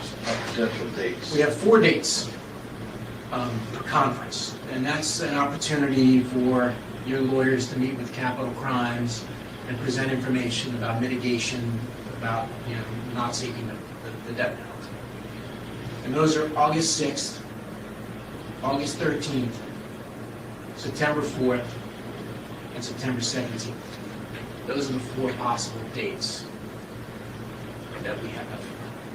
And the procedure is, I understand it, is they invite your attorneys back there, and they get to argue that the death penalty shouldn't be imposed, if that's what you want. I'm not privy to your discussion, so I don't know what. Hypothetically, what happens if I don't have any attorney? Thank you so much, Raymond. Thank Do I get to be at the you. meeting? Raymond Well, gets one membership. Whoever I think got the obviously membership, whatever- please thank Raymond. That's between you and your attorneys, but your position, I think, is made known through your attorneys. That's my understanding of the process at this point. So your position has to be made known to the Capital Crimes Review Committee through your attorneys. And I don't know whether, what your discussions were, but I don't know, Rich, if you plan to try to present mitigation. It sounds like you still don't want mitigation in that case. In other words, you seem like you still are on course for the death Well, I would penalty. just tell you, these are complex issues. We're still exploring all this. I don't know if we talk about this with Israel all the time. I don't know if he completely understands all the procedures involved and the gravity of this type of decision. So, we're in ongoing discussions, private discussions with Israel about all this. Sure. He's Well, trying- but like we were saying before, there's a lot of aspects of the Cohen case that, if it were to go to sentencing and death penalty hearing, that I wouldn't want to be public. Same as with the Courier, like we were saying earlier. And what, But I have no, it doesn't matter what I sign or what deals we work out. It sounds like there's no way you can give me any assurance as to whether or not those issues are going to come up at a hearing. that can be something, as I told him before when we got here, we can discuss in the context of. He definitely thinks he has all of the control. He is still controlling the situation. Still. It's what you can give me, and I don't think you can do. And he's playing all these games. It's nothing but games. Right? Hold on, I gotta sneeze again.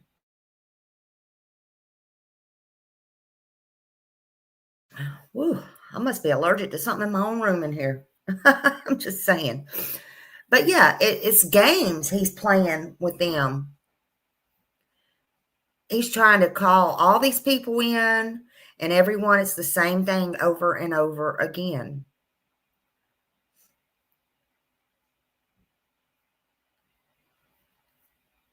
So, yeah. Global South. He's concerned about the details coming up in open court. All right? Now, to the extent that, we want to limit that, maybe we can do that in a global agreement in exchange for, information about these other homicides.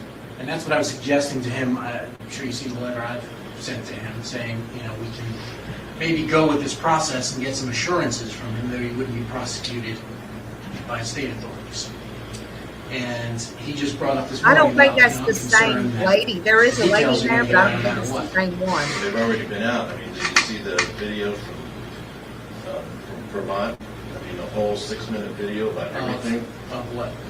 couriers and. I mean, I didn't think that they came out, it was one news station reporting it. Yeah, In fact, and everybody that I know of has seen it. But it's basic information. It's not the details that Israel's concerned about, I don't think. And none of the information that he's concerned about getting out has gotten out. And he's talking about the details of the crimes, not the His crimes. family saw it before I did, and that's the whole purpose. Well, that's a concern I would too, not but be I mean, catering that, to him. you I'm know, sorry. as far as the Vermont, that's another concern I have, somewhat, is if, hypothetically, if I give you details on other crimes in other states, what's ultimately going to happen? At what point does that information become public knowledge as well? Or does it? Does it have to? What's the procedure for that? Is there some way we can work it out to where Why does he care? He's going to be if I give you dead. this information, I'm just saying. it stays sealed or at least limited release or something? I don't know. I don't even know what the options are. But it just seems like in Vermont, as soon as they had the information, they, of course everybody wants to know, and it's going to be the same everywhere else too. So I think we can work with these other jurisdictions by getting those assurances. As I've said sort of before, Vermont was something we weren't really sure about the scope of things. And now that we are, I Right. think we can proceed better to kind of get assurances, at least in the local jurisdictions, that, A, they're not going to prosecute you, and B, any details you release, at least are not published. right. Now, Okay. in terms of what comes out in court, that was your other concern, right? Right. Well, I mean, not that's- just what comes out in court, but I'm also concerned about the Koenig case and that, it's a high-profile case up here, and what's going to happen is, as soon as it gets to the point where I plead to that, then all the media is going to want, it's going to be the same thing. They're all going to be clamoring for details, like what happened and all of that. So what efforts are going to be made to control that, if any, and I'm suggesting to you that we can come up with a global agreement which effectively limits what we put out in public in exchange for information about the other homicides. So if we don't put that out in a court of law in public, the right. media wouldn't learn of it. So that's my suggestion as to sort of a global thing to wrap Koenig into couriers and everything else.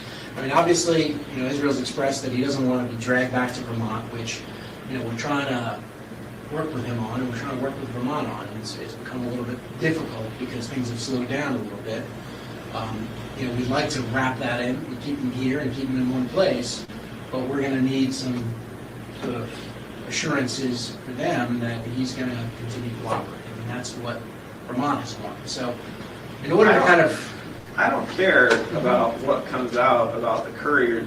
I guess my point is, I can try and limit the information that comes out on all this other stuff, but if the details of the Koenig case come out, it doesn't matter how many other details we suppress on the other crimes. And that's what I'm suggesting to you.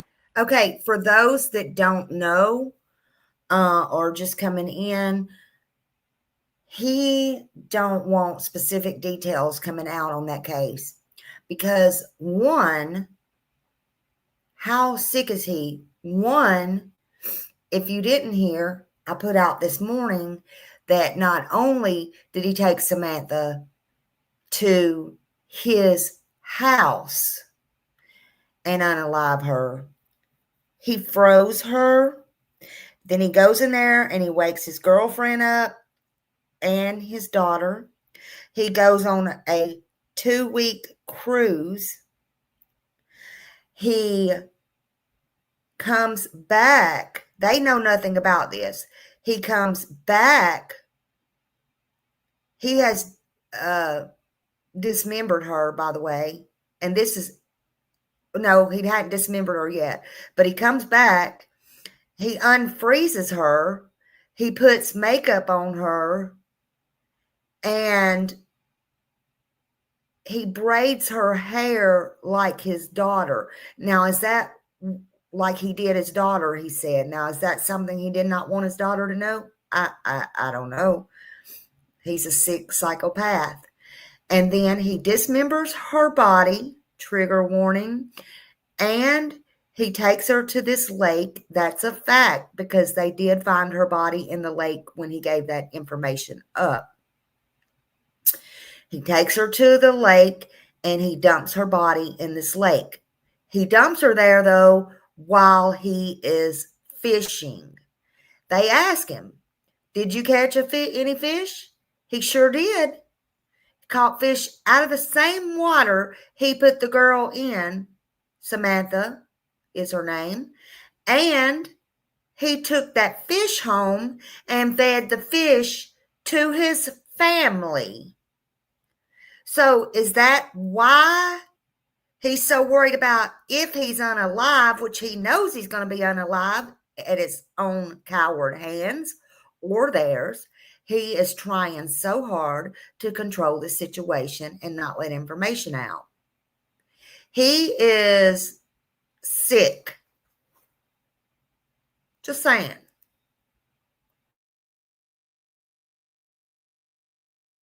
You is sort of a global settlement where there's an agreement to only go into certain details of the Coney case and the Courier case. Even though you've told them about them, there's been no limitation on those.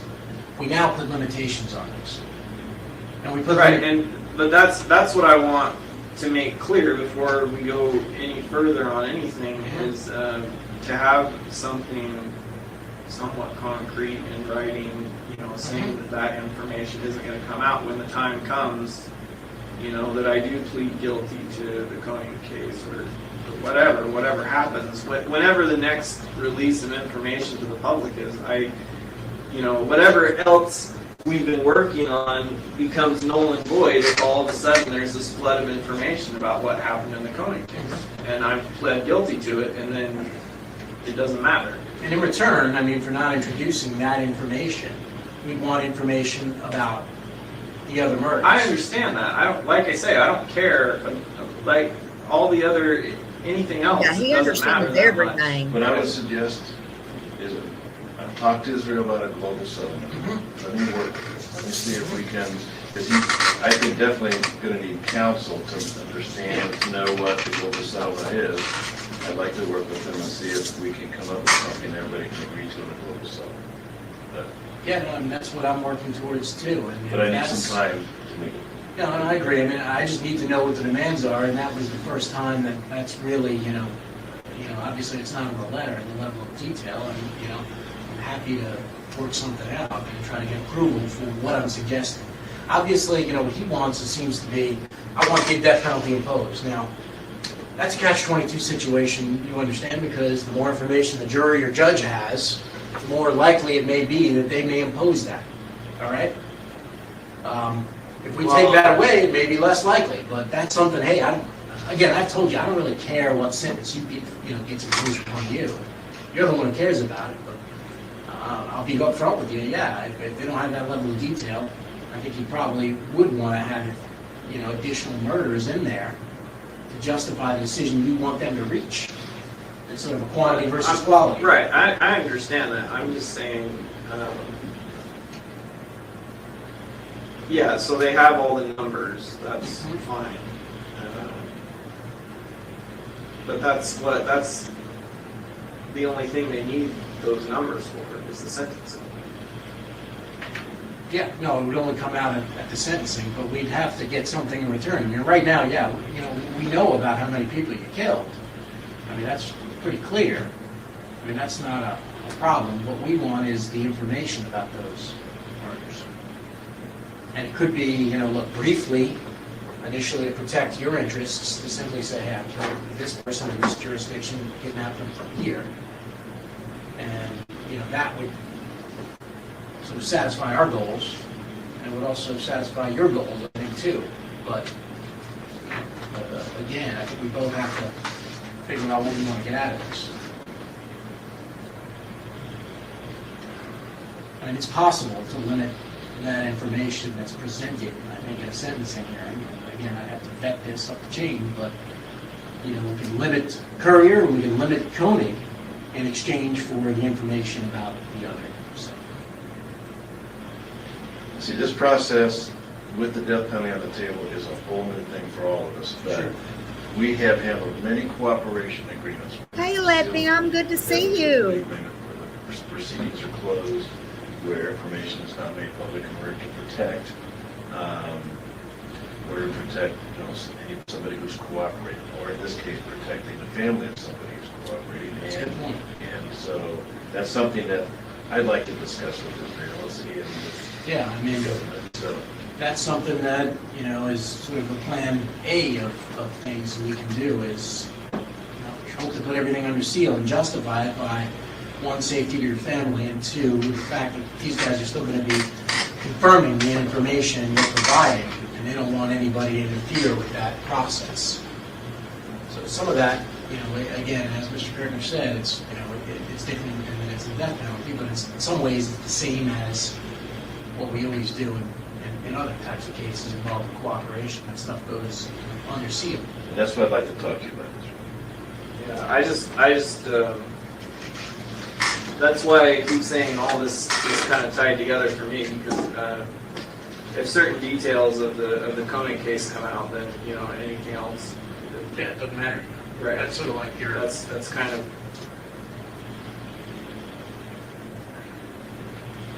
worst case scenario, then everything else I did before that is automatically going to be assumed just as bad. So. It's a fair point. Yeah, and the problem I'm dealing with, and I'm telling, Israel this, is the problem I'm dealing with has been, Vermont, and, they're sort of, they feel like they're unbound by any loyalty to us and what has been done for that case, because there's no, assurance that things in the Hey, future will be Ruby. done.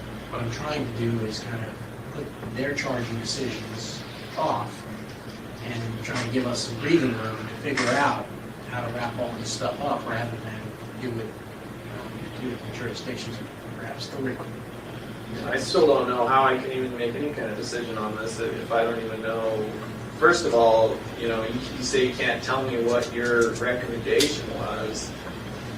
I made it clear what I wanted it to be, and so you're expecting me to make a decision on everything You say you made it else. clear, I mean, you didn't sign the agreement, so that wasn't exactly I clear. made it verbally clear. Yeah. I, Was there a reason you didn't want to sign this? I didn't get it.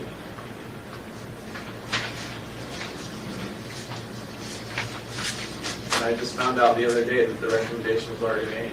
So I assume it doesn't matter if I sign it now. Yeah, I just found out from Karen. Oh, the games he's playing. On Tuesday. We had a court meeting. Talked to her afterwards, that's what she told me. She had already sent in a recommendation.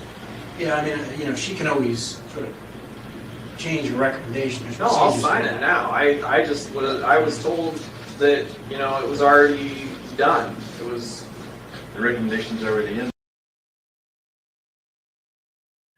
Do you see those games he's playing? I don't see what difference it makes if I sign it now.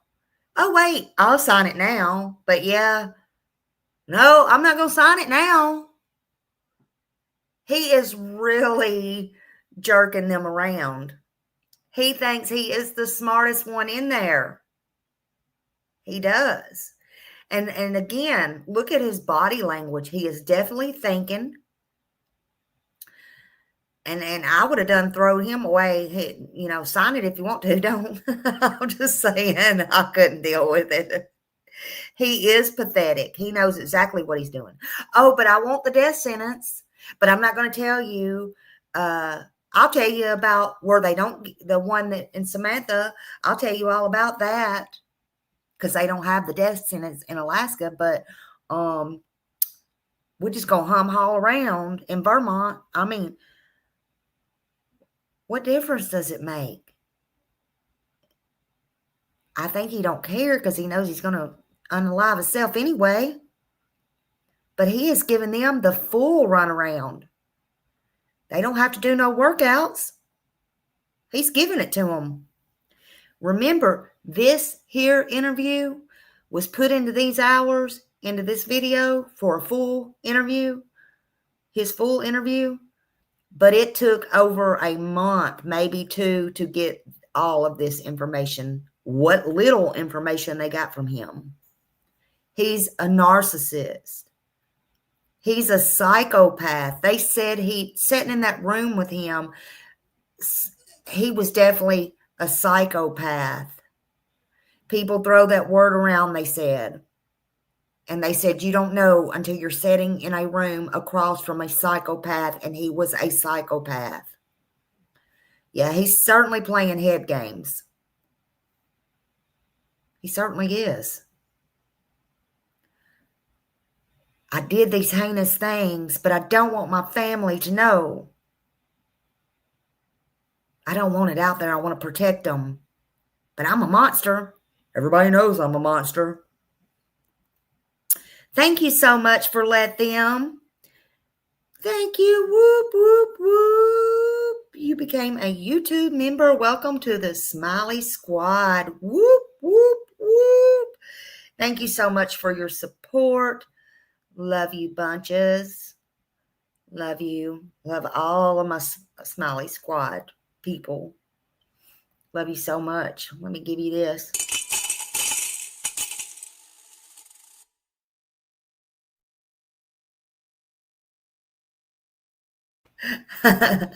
Love you all.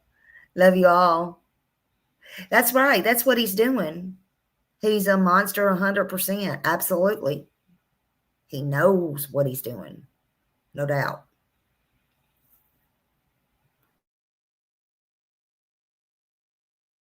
And to me, I don't think this is valid anyway. You know our feelings about it because you complied with your agreement, part of the agreement. I don't. And so Look, the bottom line. So we already all know how this ends. So it's all I care about is what happens between now and whenever it ends. And if things don't go the way I want,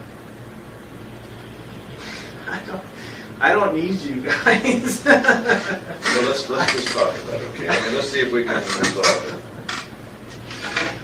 I mean, this whole thing is just turning into... No, I mean, I think that there is, look, the U.S. Attorney can always provide additional information to capital crimes, additional, information you'd like to provide, your attorneys would like to provide.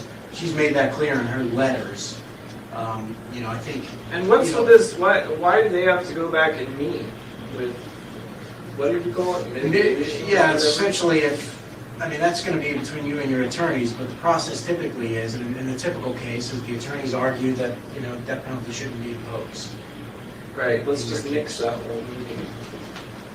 That's They your don't between show you up. and your attorneys. No, I'm telling you now, if they show up, then they're not authorized to be there. Yeah, you can discuss that with them. I mean, we're required by our policies to give them an opportunity, and you an opportunity to do that. So you talk to them about what you want them to do. That's between you guys. All right. So, but I mean, to the extent that this letter, I think the U.S. Attorney would appreciate it, ratification, if you did sign this letter. Yeah. And I just got to put on record, this is against my advice to Israel. We're going to go that far. Have you read that letter? Finally. Just make sure Finally, make he sure you signed it. understand Yeah, it's words on The same one. The same one Have you you've seen that before. before?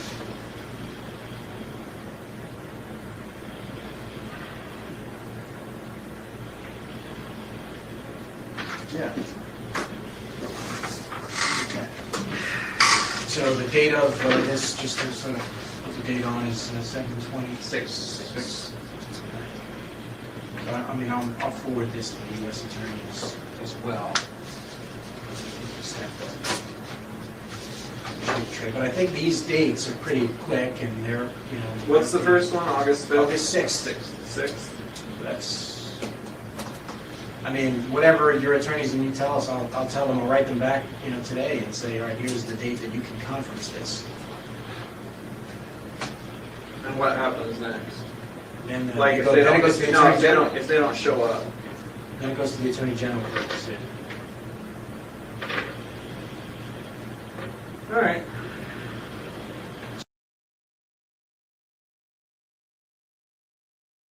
So what you may not know is he's signing the immunity letter, but it's limited. It's a limited immunity negotiation letter. Okay. So he's talking voluntarily. He's not being forced. Okay. He states that. We know that. And he agrees that his statements can be used against him unless they reach this deal. Well, he finally signs. Okay. He understands the boundaries and whatever's going on in this interrogation. He understands it, and that he understands this negotiation. Believe you me, he's already, even though every one of them's coming there and ask him, read him his rights and ask him, do you want an attorney? And he said his attorney, because he has an attorney. He said no. But believe you me, that he has talked with his attorney. He's already had him email this letter over to his attorney. Hey, Gypsy. And his attorney has advised him, I'm sure. What he wants, he wanted no media attention. He wanted no public exposure. He wants no photos released. He wants no information about his daughter put out. Now, so far, so good on that.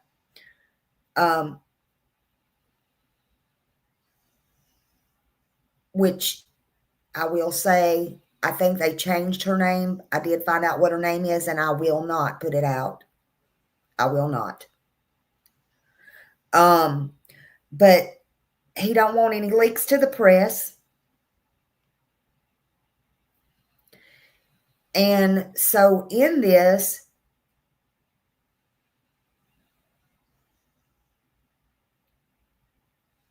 temporarily, because he acted like it was going to happen yesterday, yesterday to him, he temporarily, you understand that key word? Temporarily. He wants the death penalty, but he wanted it off the table temporarily.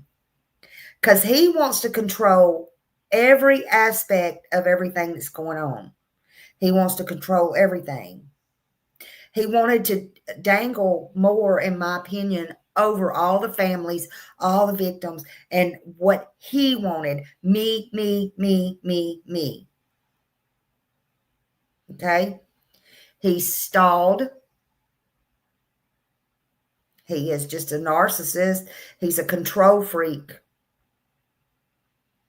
So let's continue watching. So are there any dates that, Rich, that? Well, they don't need to be there. Let me talk to other counsel. Yeah, I mean,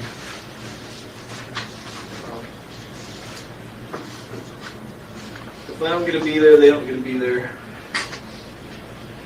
I'll ask them about, I'll ask them about what the procedures are and whether, I mean, you know, maybe, you do have a right to kind of a teleconference, and I just don't know what they do in these types of situations. Yeah. So that's where Coney is. I would like to explore this idea again of this local settlement sooner rather than later to be able to kind of control. Let me talk to him them. this afternoon. Come over this afternoon. Yeah, we can talk about it, but I mean, I want to make it clear that from here on out, the Cohen case gets incorporated in whatever information is exchanged. County case gets, what do you mean by that? Any information I give you is incorporated into that, to whatever happens in the Cohen case. So you'd like the global So that I, settlement? so that I Let's have, watch yeah, how so that his I have demeanor control over changes, what because he's going information to is change his released in that, demeanor. and, you know, we Now can do that it he on like a signed that, piecemeal basis. his demeanor will If you- change. You know, if I feel like, if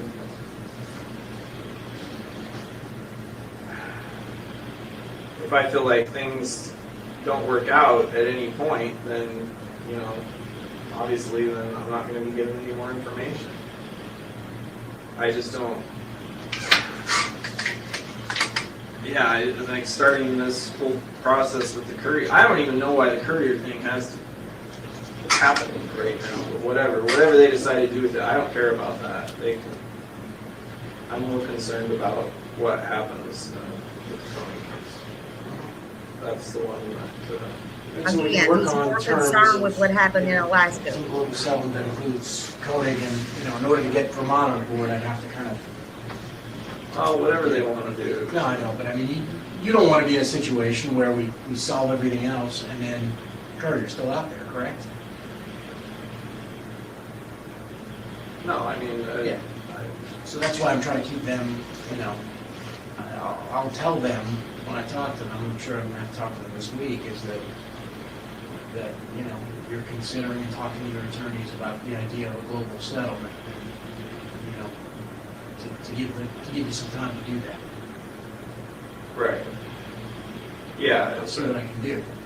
I mean, I don't understand, like I say, I'm sure they want to do a press release about me or whatever, but I don't understand why they're even concerned that I'm charged with it. It's not like I'm going anywhere. No, I know, but it's, you know, it's a community thing for them, and I understand their position, and I'm, you know, been staving them off all this time by telling them, look, you know, he's cooperating on other crimes, and that's his intent. But again, me telling them that Israel's going to tell us this information about, you know, that doesn't hold much weight. You know, and the other thing maybe you want to do, because I know you like, you know, time frames and setting some ground rules and stuff, and you haven't been happy with the way things have been moving. Like now, you want to set, when do you want to talk about this again? I know Mr. Kirchner says he wants to talk to you today. When do you foresee being able to do this to expedite things so that we're not 3 weeks from now talking about the same thing again? You know what I mean? Because you're in control of that now that everybody's here. You can have, if you have some expectations, maybe you can set those out. Well, As far as just meeting again and discussing things. I think we need to get this, explore this local settlement. And if we can, we'll work on that. We can get that together and us,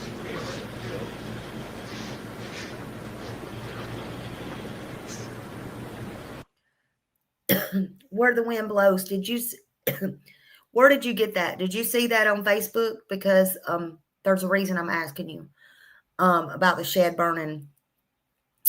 I don't think it did. It might have after, but again, I can't say 100%. The reason I'm asking is if you got that on Facebook. Okay, there's a Facebook group, and it had a fire of a shed or something.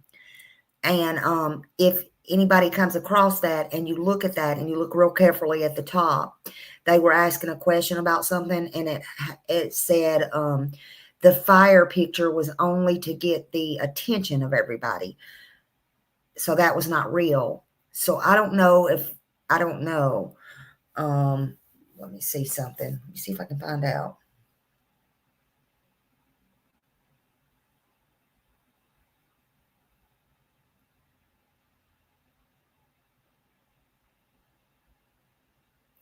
Okay, the one in Alaska, if that's the one you're talking about, no, it did not burn. There was no fire. That's what I'm finding out.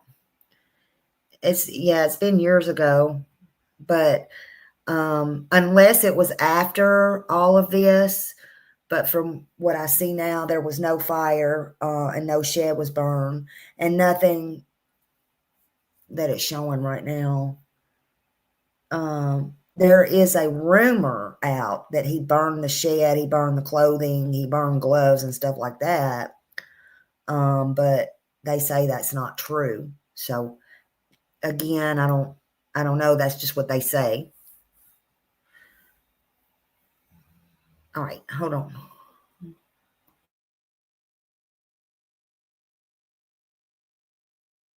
Because without that, I don't see us going anywhere.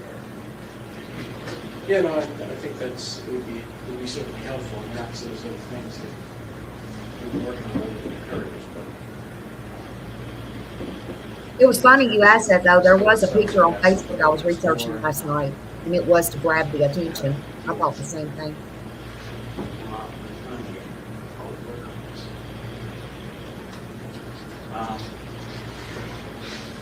Well, I mean, this is What I can say, at least, it sounds like, I can advise capital crimes that August 6th is sort of a workable date if his mind doesn't change. Well, I mean, for me, at my schedule, September 17th would be work.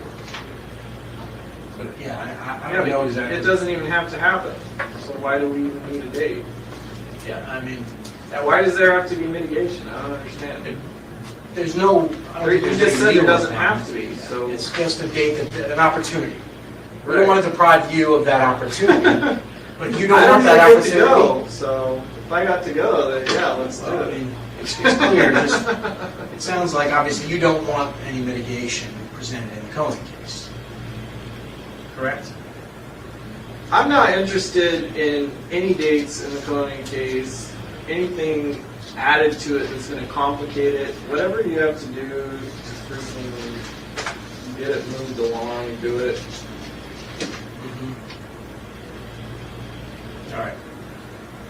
Well, I'll talk to Capital Crimes and pass along your views on it, as well as the view of you'd like to be heard on it. I don't know. Is that true? Yeah.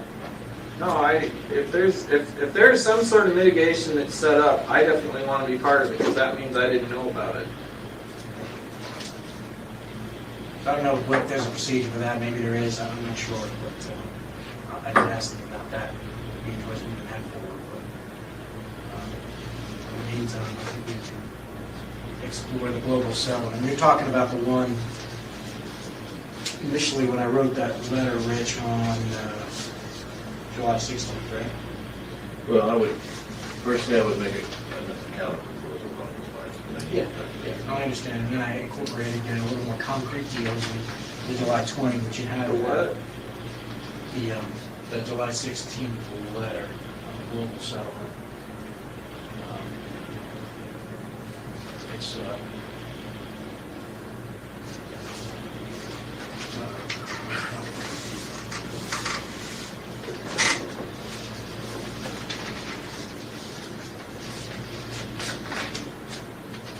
If you saw it there from TBI or from FBI or one of those, it's very possible that the shed could have caught a fire after. That is possible.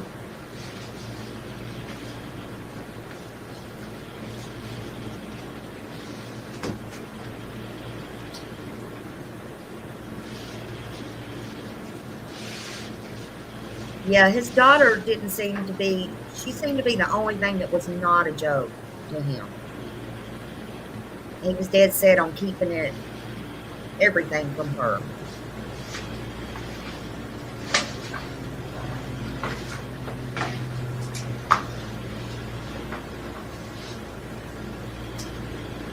It's okay. There's a lot to this. We're going to go over a lot even after this. There is so much. I was up last night till 1, 2 o'clock in the morning before I fell asleep, looking, studying. I didn't realize there was so much on this case. We all learn together, honey.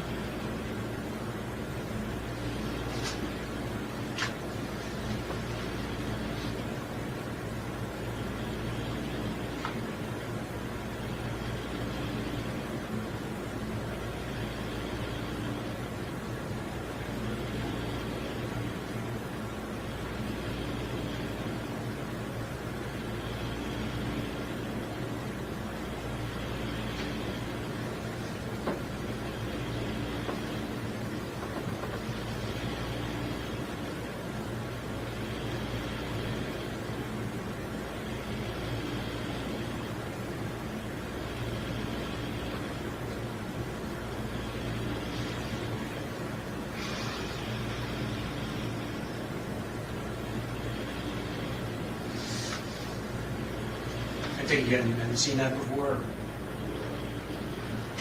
I think that was written before the stuff in Vermont. It was July 16th. Well, it makes a lot more sense to do it in a Conan case than Courier case. Yeah, that was Boy, written he's on- fascinated with that girl was Samantha in Alaska. July 16th. And then Monday they told me that the FBI was going to stop their dig, and then that's when I wrote you the other thing on the 20th. That may not know. Yeah, you got to check it more often.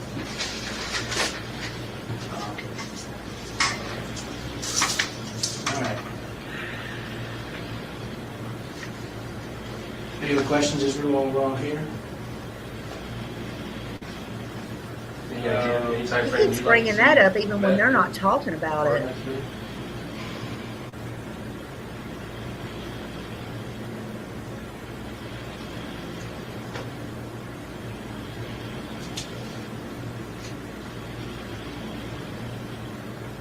There's Darryl, what you did, but this isn't working. Let's talk about it. It's not working. In terms of what? Like in terms of what we're doing, or? And I'm trying to figure out to make sure.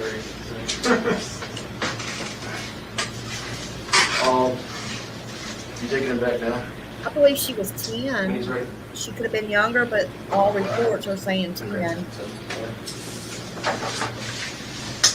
You ready, Israel, to return? Go back? Yeah, yes. Okay, I'll be over 7 then, right? Give us a minute here and then get you. People lined up, need to take a leak or anything before we get back? No, I'm good.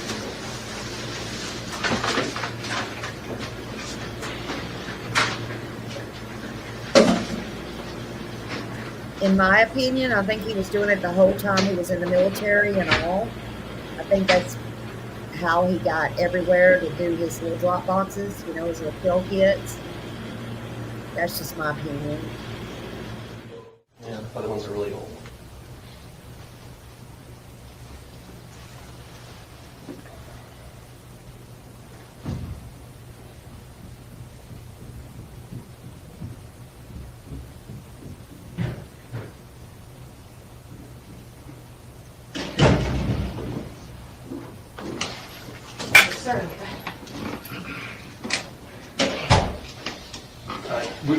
We came in, we're just going to start by advising you, giving you Miranda rights, and then you have the right to remain silent, you understand that? Yes. Okay. Anything you say can will be used against you in a court Look of law, how you he's understand that? staring her Yes. down. You have the right to talk to a lawyer and have him present with you while you're being questioned, you understand that? Yes. If you cannot afford to hire a Daniel, lawyer, welcome to whoa, appointed whoa, to represent happy you before Monday. and during any question if you wish, you understand that? Yes. You can decide any time to exercise these rights and not answer any questions or make any statements, you understand that? Yes. Okay. Having these rights in mind, you want to talk to us today? Yeah. Okay. We just wanted to get that out of the way. Rich is on his way over. Okay. This is the email that Rich sent over yesterday.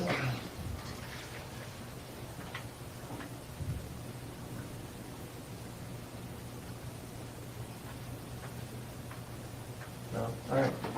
So he is on his way. Anything you want anything while we're waiting? You shouldn't be for a few minutes, but we can give you something Something to eat. No, I'm fine. candy bar or nothing. You done with the newspaper already? What did you just swear off those candy bars? Oh, no more It's in Snickers. Yeah, It's in the No fridge. Snickers. Well, yeah, I'm gonna eat it.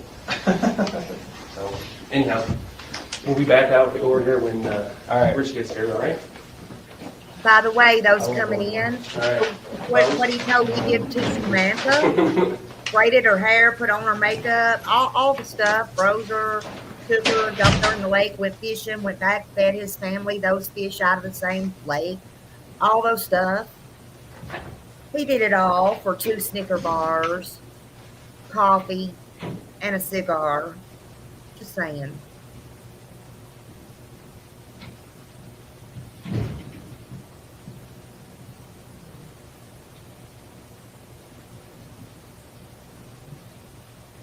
So I guess he just didn't want no more Snicker bars today. Yeah, he is a lowlife. He was a lowlife. He's burning. He's just burning. He's crispy right now.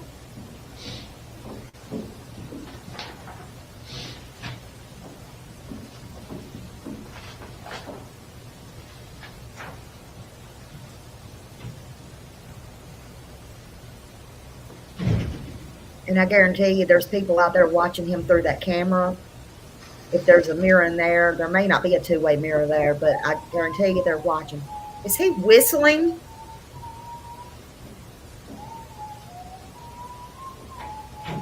He's whistling.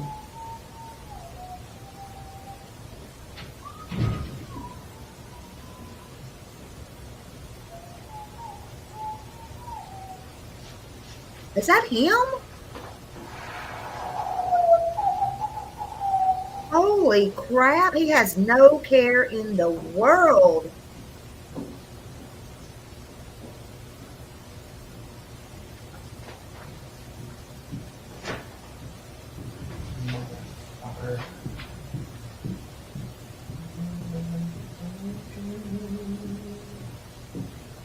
Oh my God, don't tell me he's singing now. You're humming.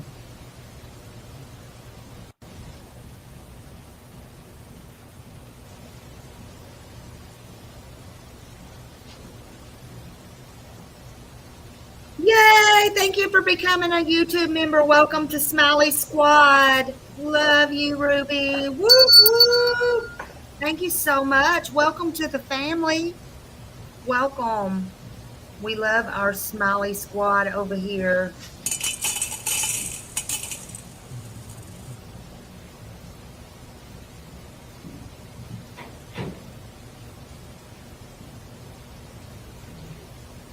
Love you. Welcome to Smiley Squad. I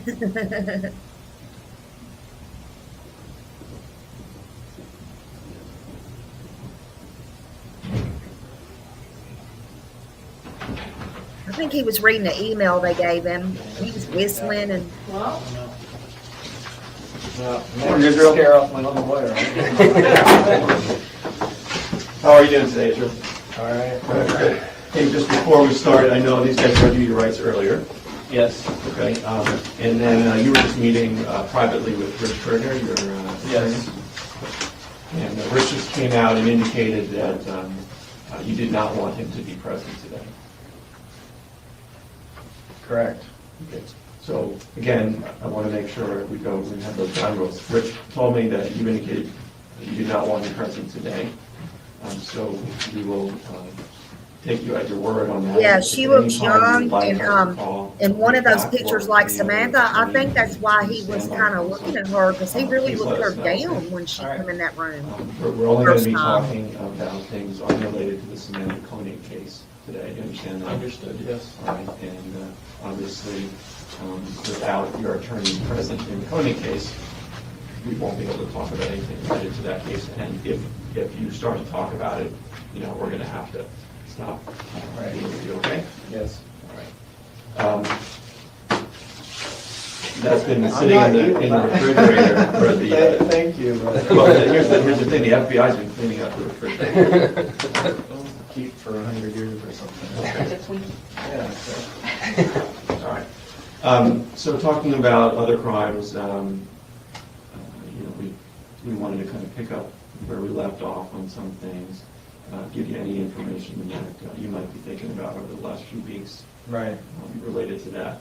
And I think we had some updates on the New York search and things like that. So why don't we start there? okay, and also the live feed, I wanted to jump into that, because I know we came over on Tuesday. We had it set up, we had a couple guys up in Tupper Lake. Oh. To go over the bank route, yeah, bit of That a was a drive. 3-hour drive. Where they were at. Yeah, in all fairness, I never set up a specific day, but it actually would have worked because my attorney didn't show up till that afternoon. All right, well, it didn't work that Hope day. you're cooking something but good. We had hoped to have it set up today, since when we found it was gonna work for today, but Albany had some other stuff come up. But I have to say, it was pretty cool. We tested it, and the way that, just so you have an idea of what it looks like and what to expect, because we'll try to set something up for next week. But we did 2 laptops. One of them was essentially like a tracker, so you had an overhead GPS, Google Okay. Map kind of view. Right. And then the other one was the live feed actually from the camera. And then the plan, we had speakerphones, so then you can say, go right here, go left here. And our plan was just to use, because Tupper Lake's a little more remote than doing it in a city, we wanted to used Tupper Lake and we just tackled the bank robbery because that was, Make sure we had cell reception or wherever, and however how, they're yeah, how getting it's the gonna be. signal. Because depending on where they're at, they have to use, sometimes they'll use satellite, sometimes they're gonna use different types of things. I gotta get on it. I gotta make me some pies, some buttermilk I pies. I assume some of these places we're Love gonna go those. are gonna be cell phone only, so. If Finally that, living up to people's expectations, man. Yeah. All those CSI shows. They still can't usually get the thing solved in 20 minutes. Yeah, Really? it's an hour show, but I'm picturing the Google Earth car when driving Yeah. around. Right. Yeah, you guys should get one of those. so we'd like to still do that. Yeah. And I don't have a day yet. I don't know a Is there specific snow there day. yet? Um, Probably is, right? there wasn't much. I mean, it wasn't something, East Coast. but Yeah. typically the morning works for you, right? Because that's for the 4-hour time. Typically. Yeah, when I make them, I make a lot of them. I love Just them. kinda wanna- My family loves them. Want to drive 3 hours again, and maybe we could just do it in Albany here. But we thought the memory lane trip at Tupper Lake would be more interesting, maybe for both of us. Yummy. Yeah, well, I spent a lot of time in Silver Lake. I'm sure we can find our way over. So you're thinking next week? yeah, I don't have a specific date yet. We'll work on setting up a date next week. And we'll do it like we did this time, early enough that if you've got other stuff, Right. try not to Yeah, make a conflict with that so that we can get you back there by mid-morning even. right. All right. Yeah, I didn't realize you guys had, you went all out, huh? You didn't mention that when you came in, did you? Yeah, I did mention that. You weren't receptive. Well, look, that's all right, it's your decision, but we just want to let you know they're going to set it up next week, and it'll be your choice whether to come over or not, but they're probably not going to they're only able to do this. Well, we'll do it again. Yeah. Gas is expensive. Keep it within the budget, so. Tupper Lake is probably still a good location now. Yeah.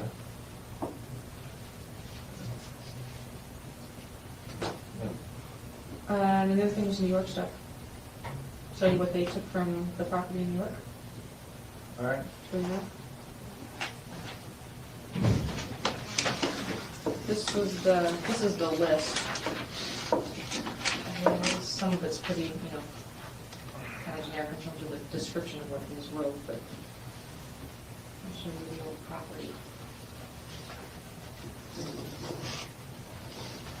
Wow. You're going way back now.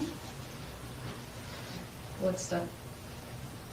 Just all this stuff, anything from New York, you're going way back. When's the last time you were there? Well, I was there just a year or so ago, but living there, I haven't been there since. You went- like stayed there and You went by there Just in aside from 2011, though, at the per year time. Oh, yeah, yeah, every time I'm back there, I go by, but I mean, all the stuff that's there is, it's like childhood memories. Did you live there for a period of time? Yeah. How long? A little less than a year. 7, 8 months, in 97, I think. Yeah. 97. does it look the same? I'm surprised the roof is still there. There's a lot of, on one side, it's missing a lot of shingles. I think I'm going to put you these pictures. Yeah, I thought, last time I was there, I thought the roof was falling in one spot. But there's some other pictures, and apparently the basement, I got some pictures. The basement's got quite a bit of water in it. Oh, here you can see it better. That's the indoor swimming pool. Yeah, you can see it. On high groundwater? Yeah. So this is the main house, because there's a bunch of buildings. There's a few There's like buildings on an the old garage and an old shed, yeah. property. Okay. And then here's the indoor swimming pool.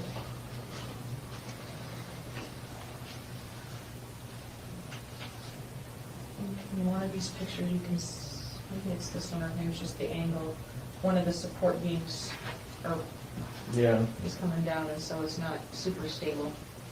Surprised they were able to get down there. That's through the window. Oh. Came down, put a ladder down through the window, Okay. and went down that way. Yeah, those stairs. Is that the kitchen of the main house? There is so much I'm gonna cover on this one. So much I found just last night that I didn't even know was out there. Thank you so much.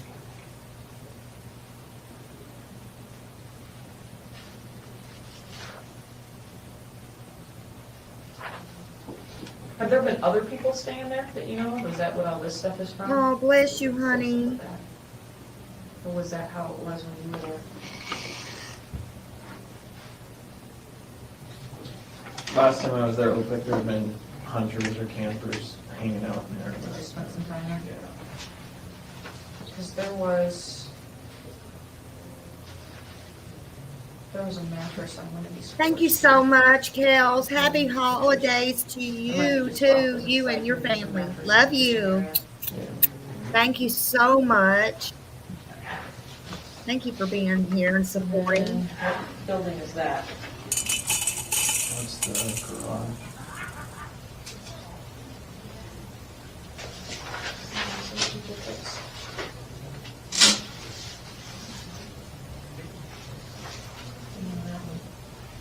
Well, Because there was no running water. there was, yeah, there was an indoor bathroom too. Oh, there was, okay.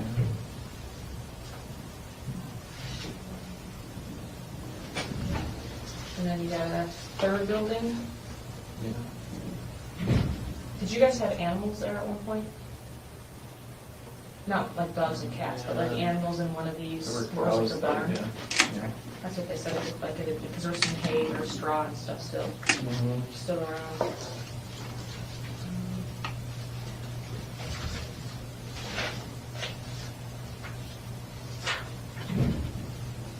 This was a box, grab that first sheet. There's a receipt on there, you can't really see it in the picture. Alright. There was an invoice for some guns and ammo back in 1994. Do you remember what that was for? I recognize some of the books vaguely, but it's been a while since I've been through any of that stuff. Did you have a place up there that you go to buy guns? No, not in New York. I never bought guns officially, I was always under the table. Okay. We'll get the invoice, because they said the invoice was in your name in March of '94. It had a gun on it? That's what I thought. I thought it had a gun on it. That was my interpretation, but I'll have them send up the invoice so we can look at it.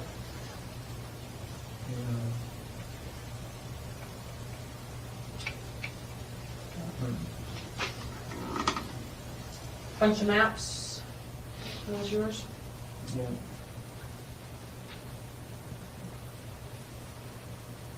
Anything we should be Before the looking days for? of computers. Any X's on them anywhere or anything? No. We should be looking Put for? X's on my map. Highlight. Highlight. Don't highlight maps either. The only map you found that had highlighting on it, I didn't do highlighting. Who did the highlight on that one? I don't know. I just found that map around What about the map that when you I were? think there was one in the car, I think it was highlighted. when I was arrested, yeah. Yeah, but I didn't do the highlighting on it. That's all I'm saying. I know that's what they were thinking. Well, it was the interstate that was highlighted, and Right. you don't seem to really be an interstate kind of person. Hey, Jen. Hello, honey. A couple other things. There's a mattress out in the woods. I hope you're doing well. Do you know what that was from? No. There were some clothes under it. There were some women's clothes under it. Oh, I mean, you're not gonna find anything wrong with that property. They were underneath it. Kinky. And then this is a photo from the fire pit area Oh, wow. in the house.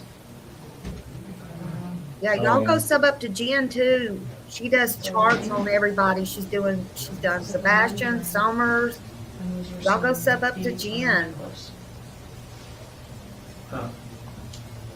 Yeah, I haven't burned anything in that pit for a long time, so. Anything that you found in there is probably from hunters or somebody who's camping there. So, I mean, there hasn't been any, I put a gate across the road. As soon as my folks moved out of that place, but it only stayed up for a year or two, and then hunters cut it down. And What are they hunting? What's there? Whitetail. Was there ever a time that you burned anything of significance in that fire pit? No, not of great. Y'all, and just FYI, since they were talking about that, he skinned deers, but the problem is he skinned them while they were alive. So I don't know if any of y'all saw that or anything, but yes, he had this big thing. He was mean with animals and all those things. That is like a big sign too. But it was like, oh my God. Yes, Ruby. It was like, geez, Louise, honey.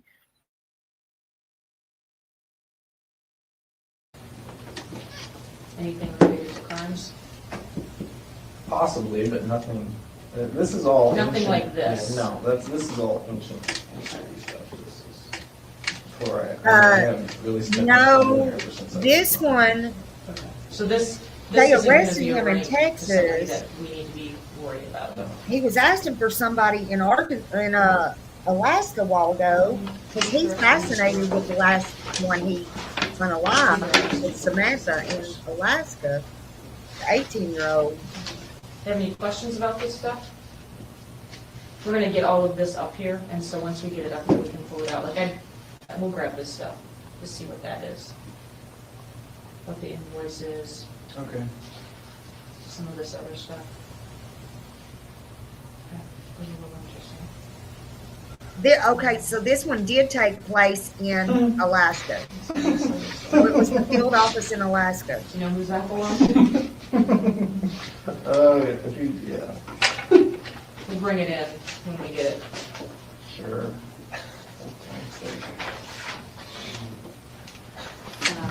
So I think that, You anything said about trip this? down memory lane. Yeah. There it was. You know.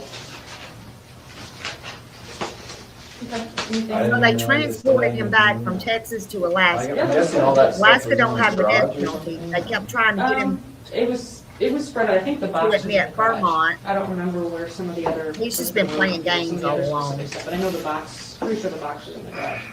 Huh. Okay. And then I think, let me jump into this quick too, so I have this stuff laid out to show you. Does this place look familiar? Yeah. I think we maybe even showed you these before. I don't know No, if I we did saw or the not. ones with the guns. Okay, yeah, Was these that were, as they found it? yeah. They might have pulled something away. Just so or- you can see where, Okay. about where it was. I Yeah, was gonna say, I thought I kind of camouflaged it. yeah, that was, so like walking up on it, you can see it. We got a report, we got all this stuff, sent it into the lab, it's what we do with everything that we get, and, the tray that holds the ammo in there, there's a perfect right thumbprint. Where is your keys? Yeah, right. No, there is. I don't have the lab report. Wow. Uh-oh. So, more CSI stuff. Yeah. Yeah, they I'm found impressed. Samantha's Well, I'm credit cards, her disappointed in myself mostly, phone, but all I'm The lab examiner called me, I don't have the report yet, when I get the report, I'll show you the report, but I'm not BSing you. It was on one of these two on the plastic tray and stuff. Huh. Plastic tray, huh? Like this must be the plastic, like a bottom view of it, Yeah. or top view of it. Okay. It slides into that cardboard sleeve. Well, it was kind of in a hurry, I guess, whatever. I'm too lazy to even dig a hole for that one. Just piled rocks on top of it. Were you planning on going back for that? Yeah, this summer.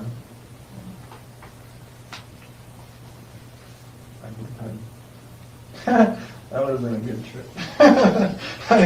I still can't get over the disappeared house in Vermont thing. You have big plans for this summer back there? Well, I was gonna go back there. I pictured driving up, looking everywhere for that farmhouse and not being able to find it. To burn it down? Yeah, that would have been funny. But whatever, you guys did that for me. Speaking of Vermont. Yeah, speaking of Vermont, we were talking to Vermont on Monday. And they want to know what's going on. And they are interested in filing charges as they have been all along. So, Federal? Yeah, they're trying to build a rapport with him, No, I mean, we Pull talked out about the of state and him. federal prosecutors on Monday. but I think it's kind of backfiring on them. We want to know what we should tell them from your perspective.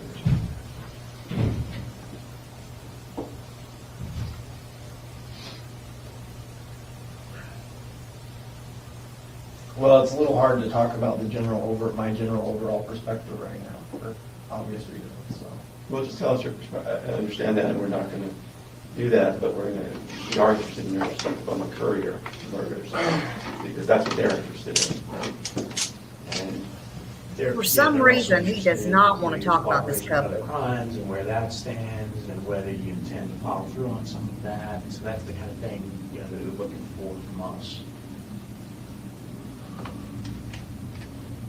Well, like I've said all along, my cooperation on other crimes is dependent on what's going on with crimes that I'm already charged with. So. And I've said that all along.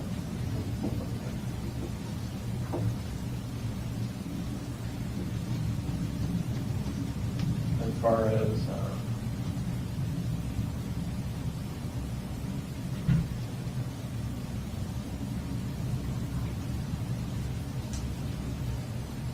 I'm losing interest in the legal process, I guess you could say.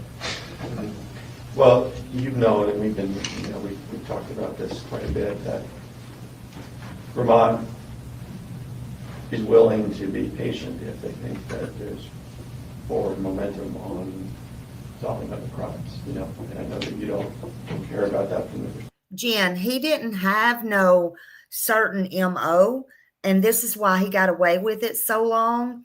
I know you wasn't in here in my first live. I'm not talking about the first part of this. I'm talking about the first live I did yesterday when I started this. That was a real good live to listen to, if I have to say so myself. But he didn't have no certain MO. He was in the military. Just a short breakdown again. I know everybody's like, oh, you keep doing that. But look, I want people to understand.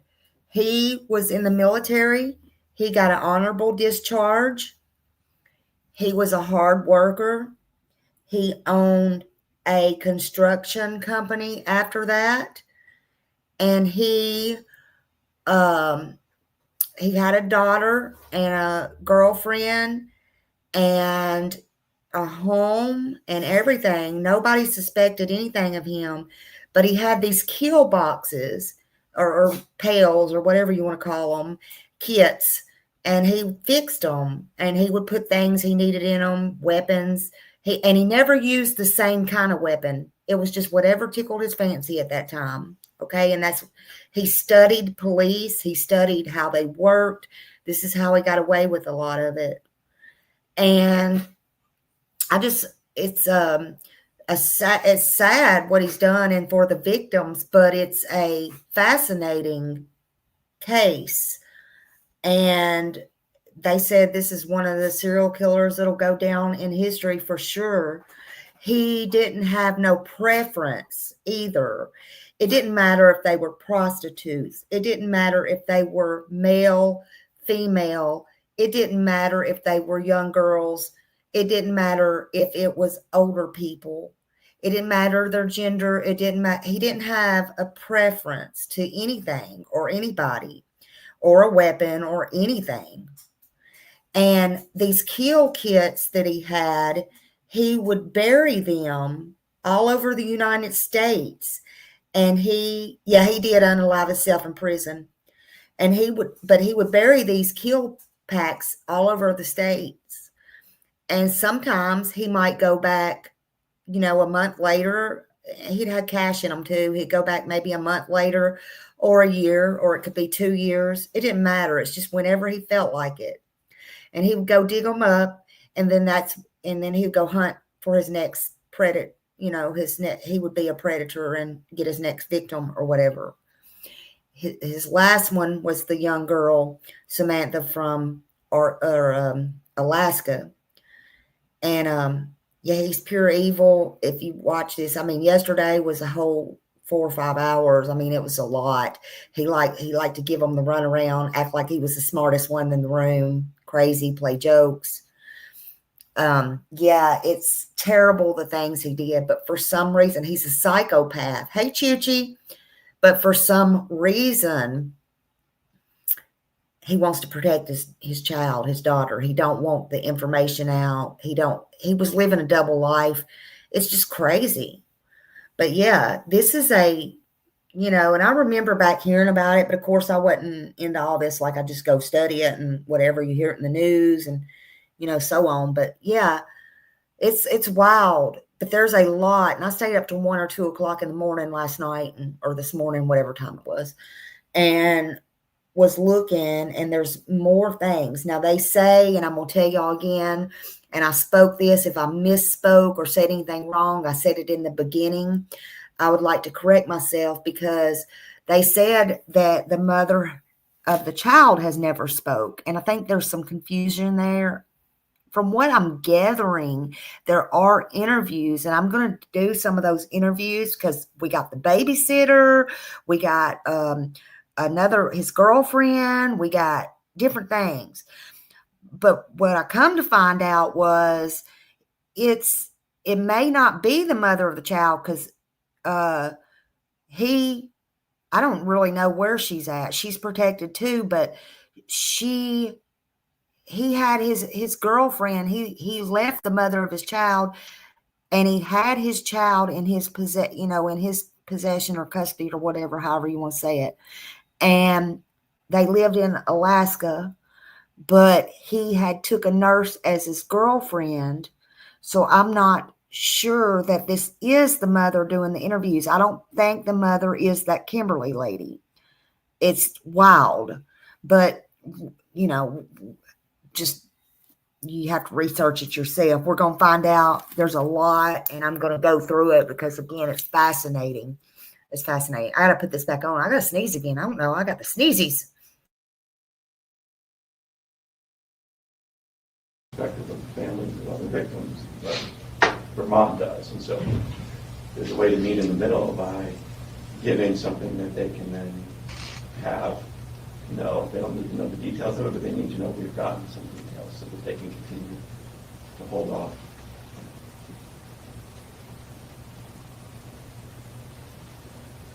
I just don't understand why, even from a legal perspective, I don't understand what the hurry is or what their issue is as to why they want to file charges, additional charges, when I'm clearly already charged with substantial ones.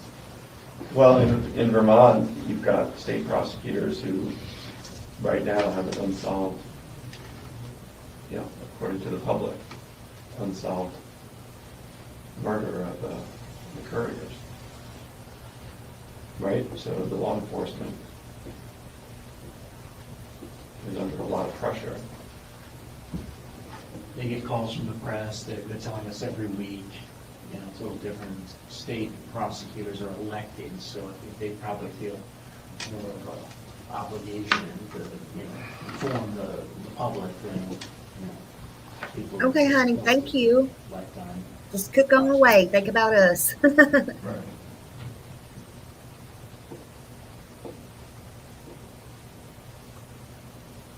But since they called off the search for the bodies, as far as the public knows, they can't even definitively say that it was a homicide. I know they already told everybody it was. No, They know don't do that. Right, they know. So Vermont, as you know, let's just be a really realistic approach to it. If you're the state prosecutor in Vermont, you know, you want them to come out and say, hey, here are the charges. We've got the guy, case solved. That's what you want to do. Right. So you need to give them a reason to say, don't do that.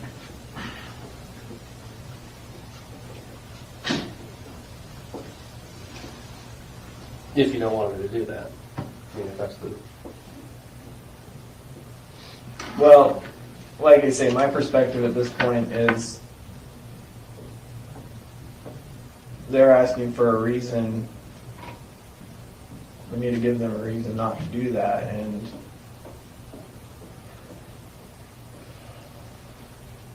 I have no reason to suspect that at this point that any further information I give is going to be used or portrayed to the media in the way that I'm told it will be or won't be, just because that's the way it's played out so far. So if they're saying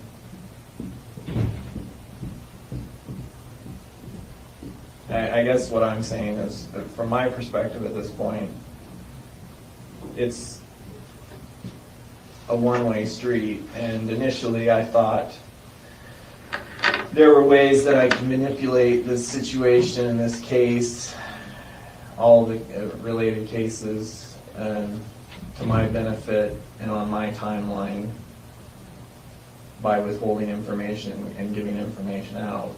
And obviously, over the last few months, I came to the realization that I can't do that, not realistically. So, Is that your real reasoning? yeah.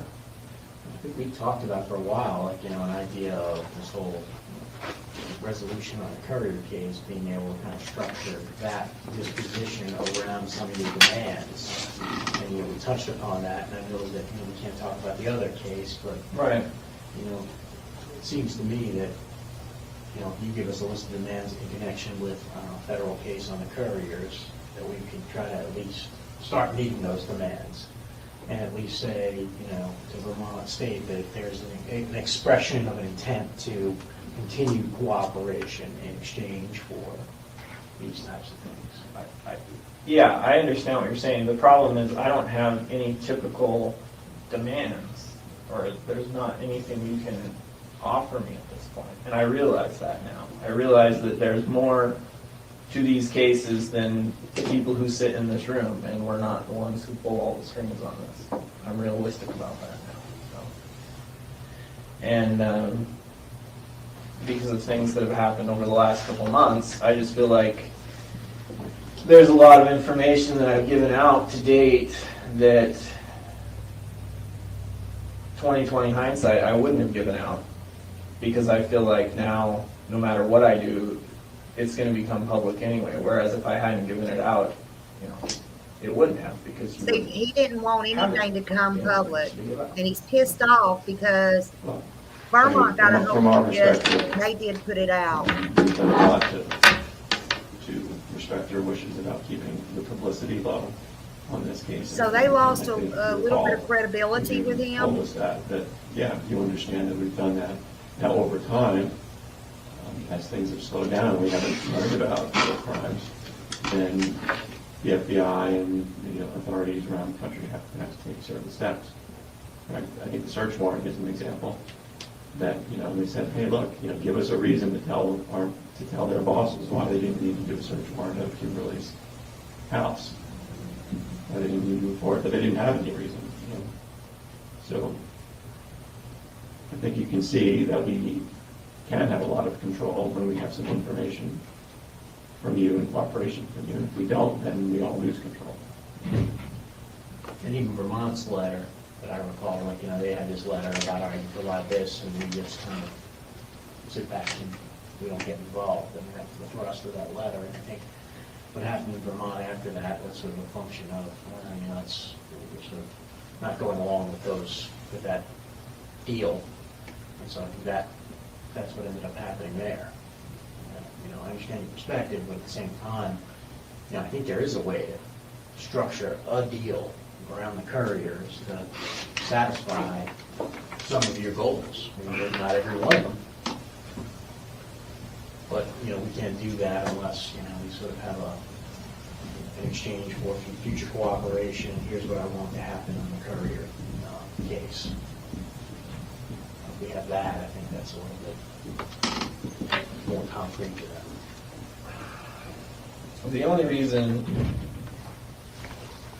the courier case has even become an issue is because of me wanting to keep control of that situation Again, before it he became a does not want to situation. talk about that That's why case, about we the talked couple, about it in the about first that place. couple. Or loose ends, whatever you want to call it. That was my concern. As far as long-term, clearly the whole situation is going to turn into longer term than I anticipated, even from my perspective. And so my position on it at this point is you're asking for more information, and I am still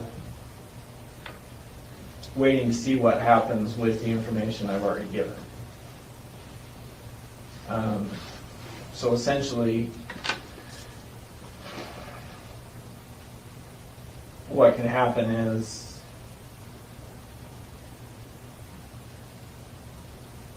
it becomes a one-way street until I see what comes out the other end on some of these other issues. Well, we're also looking at, from what you expressed earlier, the time frame. You all said, are we going to be sitting here a year from now? And this was going back 4 months or 5 Yeah. months. So we're getting a lot closer, I think, to the year from now. Because we've also talked about the way that Vermont initially came out. We were all kind of hadn't fully prepared for what would happen in Vermont, right? You said it, we've said it. And we've learned things from how we dealt with Vermont that would not need to be repeated in other jurisdictions.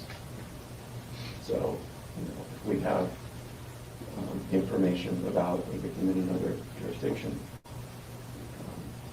we can approach them without even giving them any details. I hear what you're saying, but at the same time, I feel like there's been several, I don't want to say breach of trust, because I know we don't trust each other, but based on initial things that were said verbally, nothing in writing. I know we didn't have agreements hard and fast. I just feel like, especially with the last search warrants that were executed, it was done in a way that was clearly contrary to what my initial intentions were for the way this whole thing would play out. And I hear what you're saying as far as it has to be done, but what I'm doubtful about is the motivation for doing it. Your motivation, or the FBI, whoever sanctioned that, their motivation for doing it in the way that they did it. Well, hey, like you said, you're going to be suspicious of us, we're going to be suspicious of you, but frankly, when we've sat down in this room, everyone here is trying to play straight with you. And I think if you understand the reality of the situation, and you're a pretty reality-based guy, you understand how the world works, is,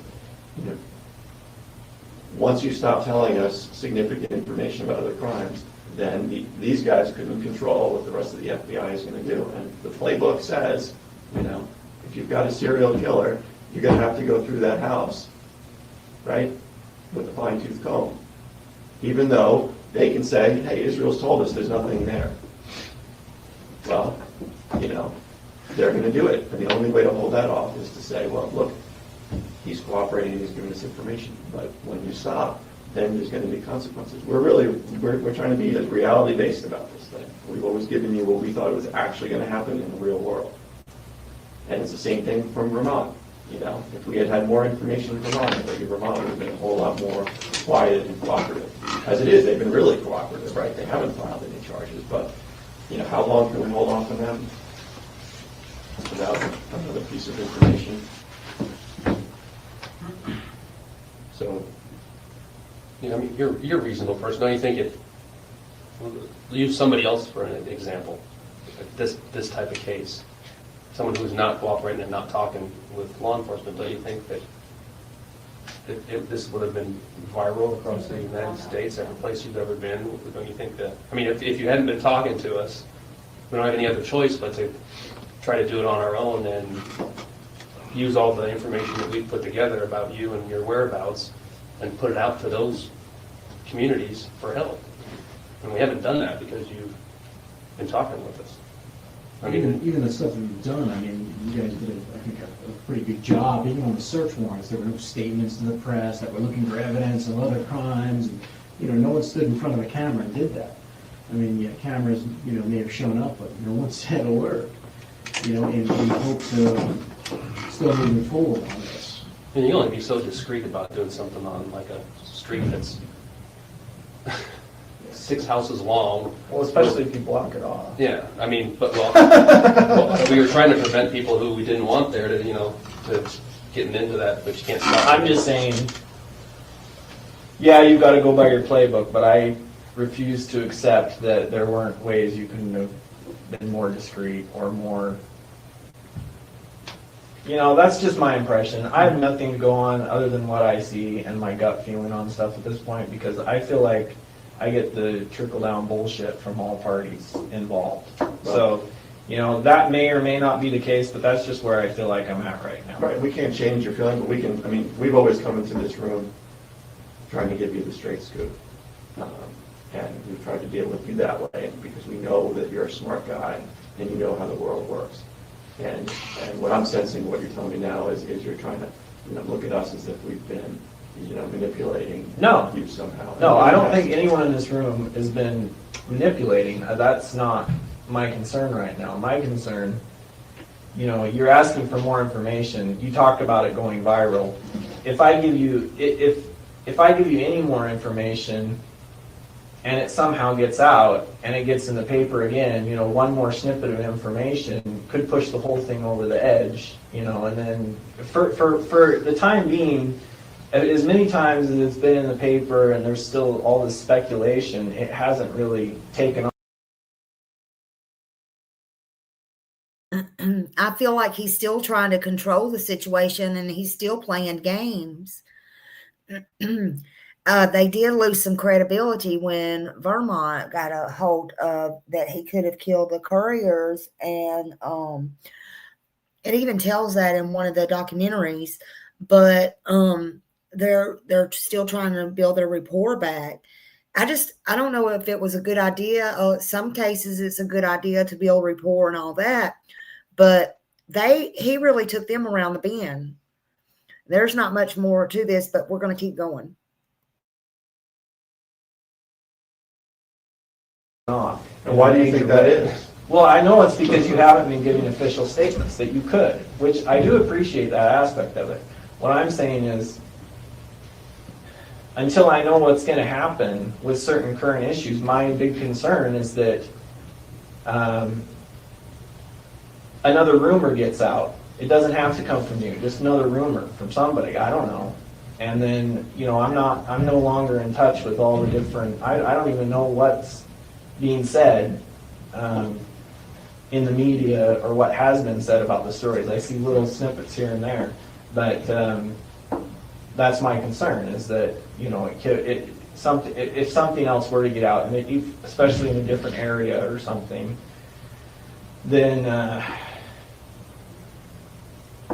and now there's the whole Nia Bay aspect of it now too. It's like, my kids live in Nia Bay now, and gossip is the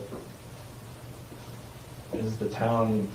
See, he's worried about his child and gossip. That's my concern right now. Is he did this? He did it.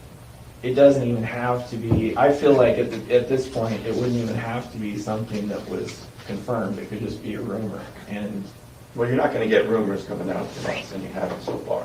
The stuff that's come out is when there's been when the people outside of this room feel like that you're not being forthcoming. Right. And we can be advocates for how we want to pursue this case, but we need something we need material, we need currency, we need something to advocate with.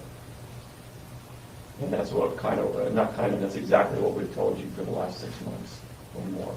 Yeah, I understand that. So, What about, just the idea of, and I'm just thinking along the lines of what, we tell them, well, let's just sort of stand down, even just a clue that doesn't give up anything from your perspective, but at least gives everybody something to work with behind the scenes, nothing that we, have to kind of go and publicize to the world, but a clue about, one of the past murders that it's really not going to reveal anything. So you're not playing any cards, but at least we're then going back to these guys' bosses and to Vermont and saying, look, he's given us a clue in exchange for this sort of discretion and for everybody to kind of stand down, so to speak.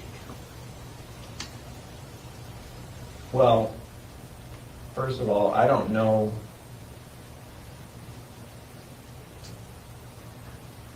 You already have. Sure. You already have a lot of clues that I don't know about.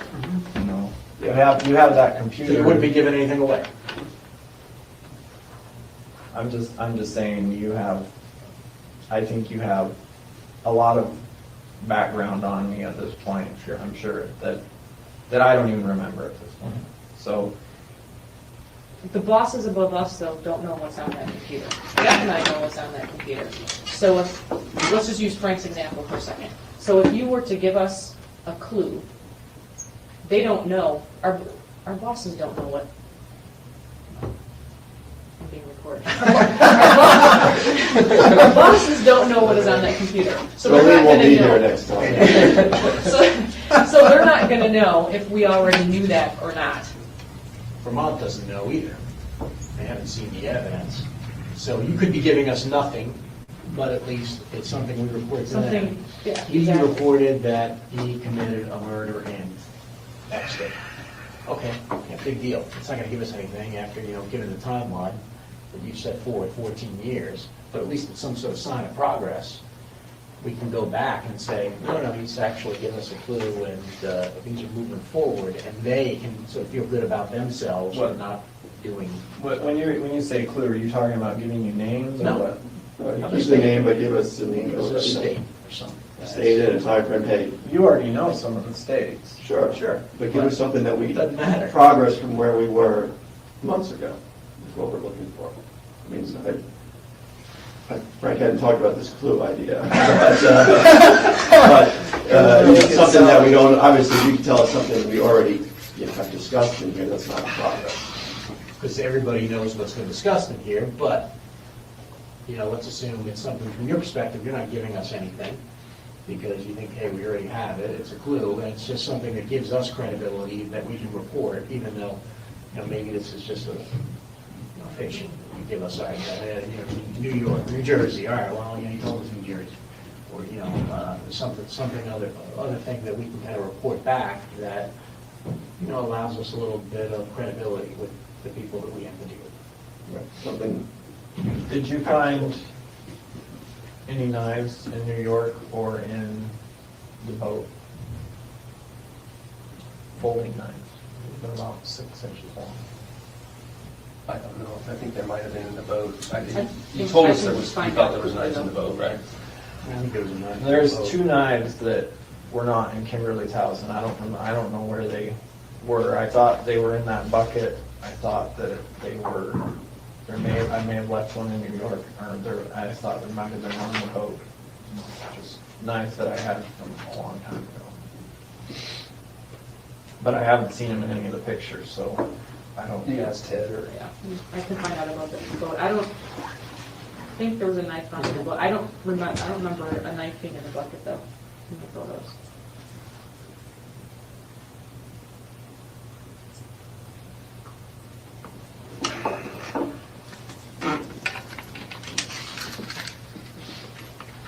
The knife. Well, there was a folding knife. Years and years ago. why is that knife important? Well, it's a folding knife, so I don't know. If you took it apart, you might. Would there be blood on the knife? Well, there might not on it, but maybe inside. In the joint or something? Is it the kind that has the handles are actually bolted or screwed to it or something? It's not a solid piece, nothing you could disassemble it in some manner? Yeah, it's like riveted Would the blood be from a long time ago or just the knife? No, the blood's not from a long time ago, but I haven't carried it for a while, so I couldn't remember where I left it. Any other places where it might be? No, I don't. Well, it was in the boat, it was a long time ago. Well, 2005. right.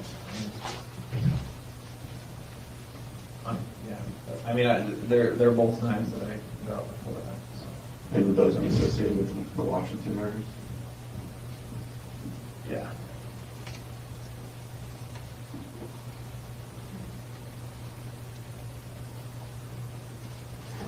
On those lines, while I'm waiting for Ted to respond.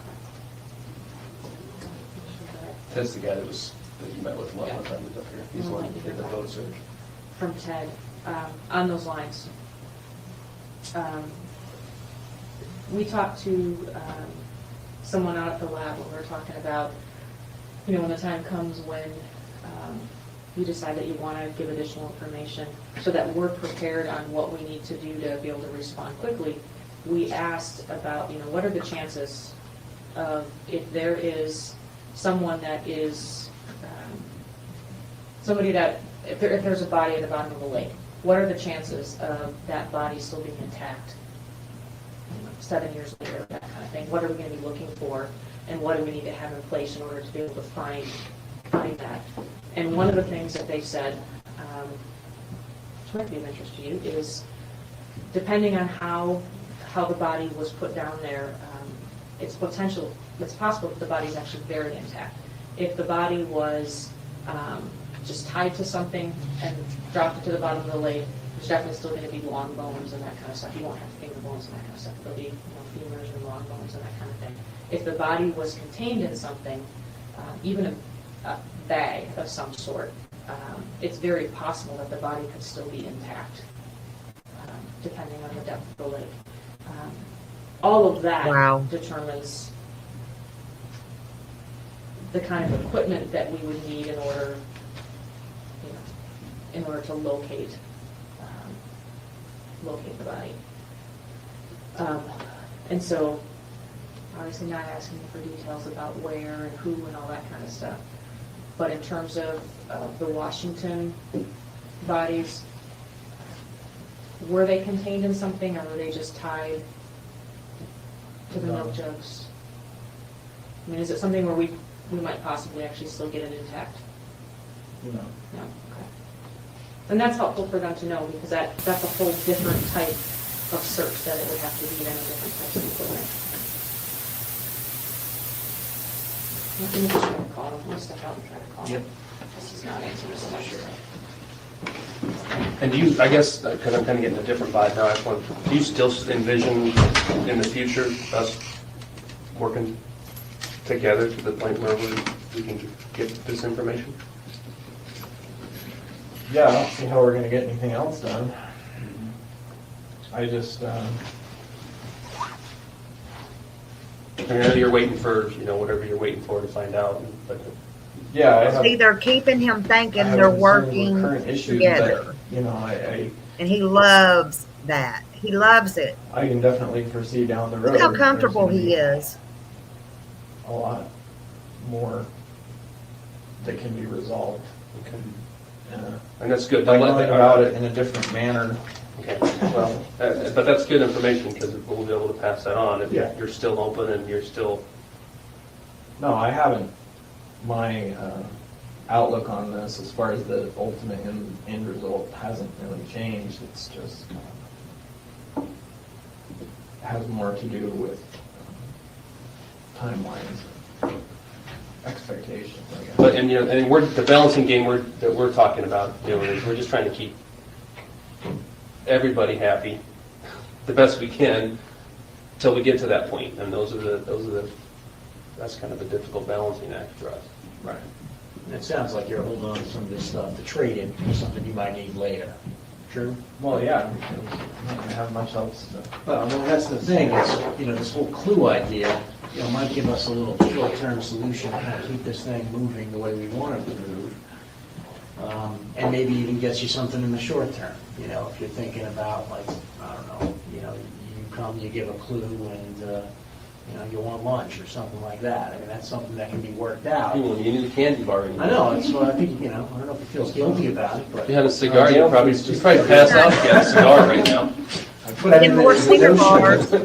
the notion of this whole idea is, hey, you come over, we keep things going, at least on a smaller scale. You're not giving up anything in terms of trading value, but you're giving us credibility with other people we have to deal with. You're not giving us any useful information really, other than, all right, well, we got, a night in Washington. It's not like we're going to solve the clue game you had, like, Professor Plum in the library and that kind of thing. But it gives us a little He's bit only, of, let me stuff to do go this. back with people and buy time and buy what we need to buy. And, See, what he's doing is he's only giving them what he thinks they can figure out on his own. That's all. That's what he's doing. He's giving them what he thinks they're smart enough to figure out on their own. He thinks he's the smartest one in the room. He's still playing games with them, even though that paper is signed. Just saying. in the short term, if you have short-term needs that you think, might be fun to have sushi. That's something that, can be arranged. We're not talking about, huge clues here.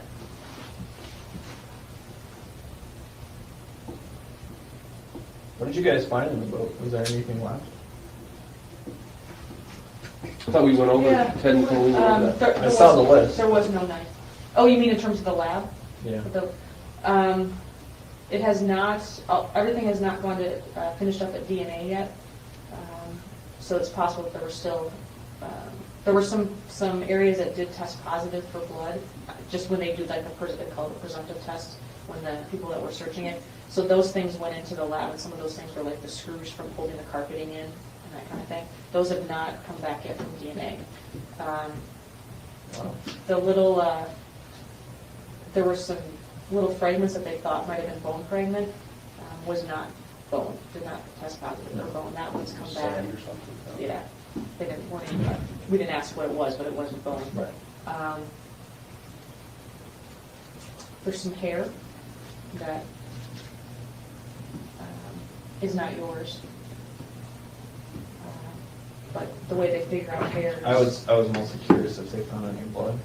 Yeah, I there just was. wasn't sure how long, because it's been sitting there in the rain for so long. I was curious if there was. I mean, I know there was when I parked it. But whatever. Yeah, there was. We haven't heard anything back about it, and then they need something to compare it with. Right. So there's no knife? No knife. There was no knife in the boat. It may have been.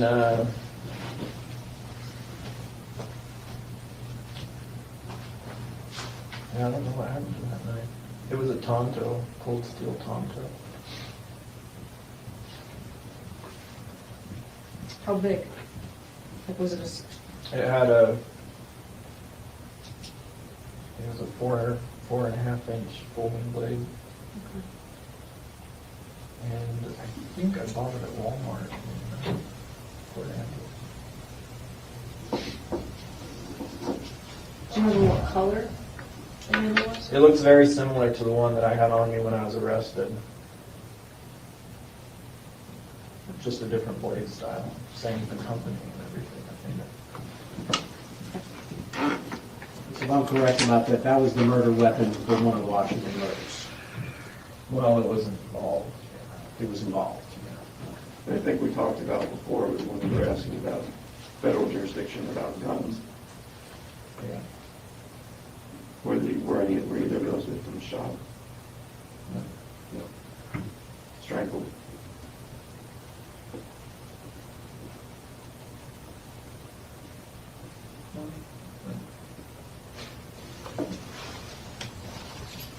whole story eventually. Right, we're just looking to get parts so that we can move. No, the only person I ever shot was Bill Courier. Everybody else is trying to. Yeah. Or, I don't want to have the wrong impression, you know, so everybody else was strangled or was there something else?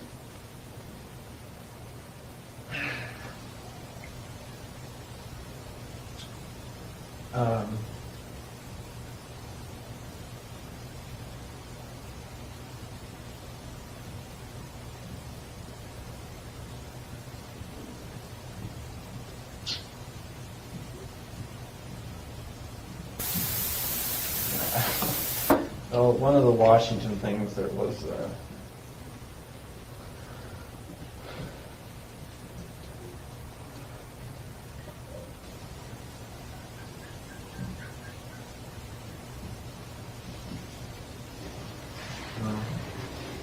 doesn't matter. It's just no, it wasn't strangling.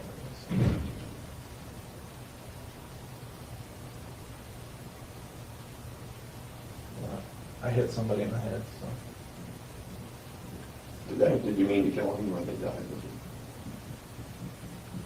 Was there a struggle and you hit them and they died, or did you mean to kill them that way?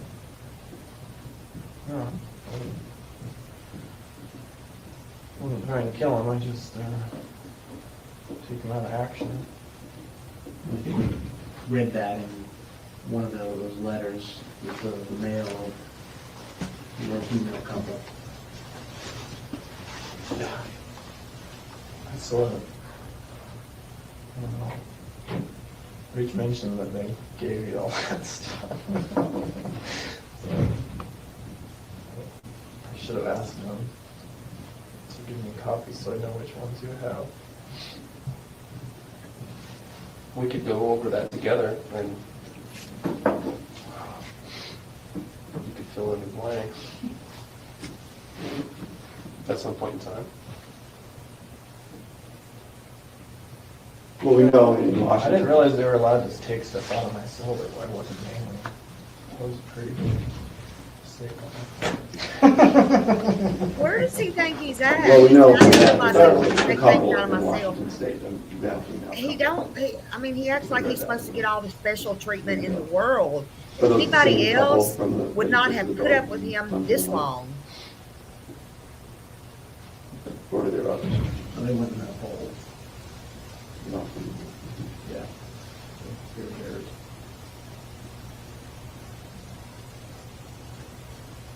Yeah, that was a while ago. That was a long time ago.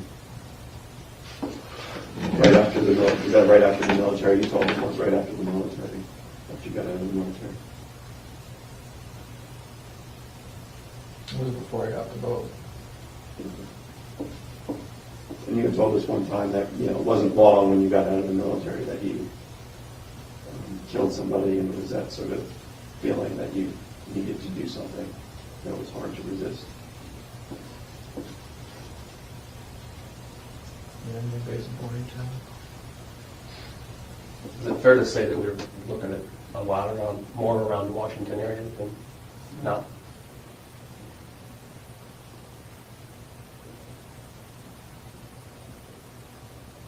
Just the two in Washington?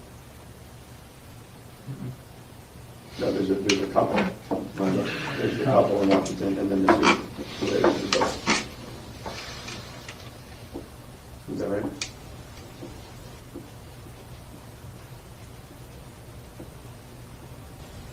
Yeah.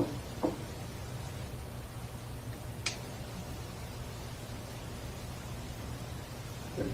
So if we can't find this knife, I guess unfortunately that doesn't give us much to go on.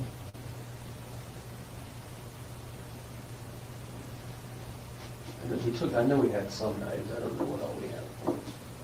I got some from Kimberly's. Is it possible it was at Kimberly's? I don't think so. I haven't seen it for several years.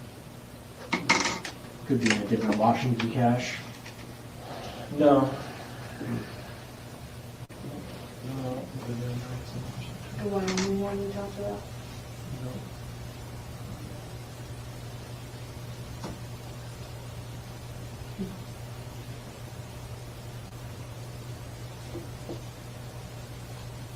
couple, a husband and wife?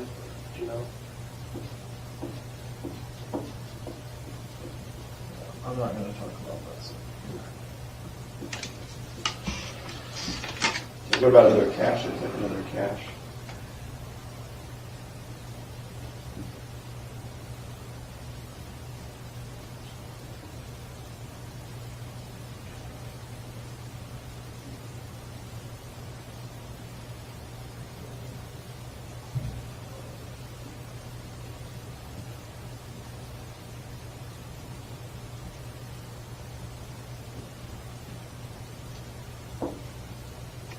Well, the other caches aren't related to any, I mean, that one in New York is the only one directly related to the murder as far as I know. The guns, some of the guns are stolen. Well, that would give us something to go on if there was a cache that they could go and retrieve.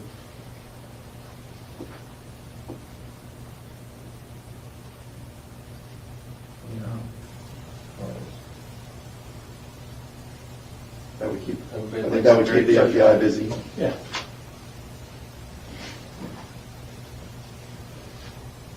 I'll have to think about which ones I'm willing to part with. That's right. If you thought It all still belongs to me. have a candy bar. If you thought of one that you wanted to give up, that maybe we might be able to work something out with our video. Oh, yeah, that's a good idea. Well, that's another issue, is the others I can't find just with satellite now, so We'd have I to can do give you that. general areas. Yeah. Well, if you gave them a general area, they could probably get somebody. We just have to have enough information to get a hold of, the tech person. That covers that area. Right. So again, it would be a cache, it's not related to anything, so you're really not giving up any of your cards to trade with. Well, that's the issue, they're all related to stuff, they're just, yeah, I just have to think about it. Well, You want to try and remember what's in. Yeah. Well, it's sort of interesting for you too. You'll get to see what's in there and you'll get to see them again. Yeah, and then it'll be like one of those oh shit moments. Once you dig it up and I see what's in there. Israel, there's been too many oceans. Yeah, well, I've had enough, I've had my share for the year. Well, this is just the way. Well, why don't you, if you were able to do that, I think that's gonna buy us, and give everybody something to do, and people like to have something to do. If they can be digging up a cache, and then you'll get to see how the video works, and you'll get to see what's in there. How long does a body last in a freshwater lake? I mean, 'cause there's no critters that eat It depends how. bodies. He's asking them how long a body lasts Depends on deep. in the water. What the frick? And it's not critters, it can be like Bacteria. Yeah. Organ. They were talking So if the about, water is below, say, 45 degrees all the time. I would think that would be good. And I think you said they up to 80 feet at one point in time, you told us. No, there's one that's a lot deeper than Like 200 feet. So we should like get a submarine. Or deeper. Deeper than 200 feet. that. You guys know about Lake Crescent in Washington? How deep is it? I think that lake is 500 to 700 feet deep. They've Really? never been to the bottom of it. There's people who have gone off that lake, and they still haven't, their cars are, And that's the lake. that's one of the lakes. So this is really deep. So this thing you're never going to be able to recover. Well, Well, it's Man, over submarine. 200 feet. You said 500 feet. That's the lake. deepest part, but I'm Oh. saying, I don't know how deep it was. I know the general area, and I had a fish finder, but it didn't register how deep it was. I just know it was over. Maxed out at 100 feet. Oh, is that your fish finder goes to I 100? think, I don't remember. I just know, if you've been to the lake, you would see what I'm talking about. It drops down like a V, so. depending But on you how- didn't go to the 500 foot place as far as. No, I was near the edge, but, 30 feet out from the bank on that lake, it drops down to 50, 60 feet already, and anyway. the lab was talking about a case recently, actually, where they recovered a car that had been submerged in water. And I don't know how deep it was even in, but it was a relatively cold lake. And because it had been submerged and water still got in, but critters and others were able to get in the car. And that was in the 40s, in the 1940s, and part of the body was still intact because the person was protected by the car. So there's a lot of factors that go into it. But there will definitely even if there wasn't skin or things like that, long bones can be recovered. It'll just be missing the small bones.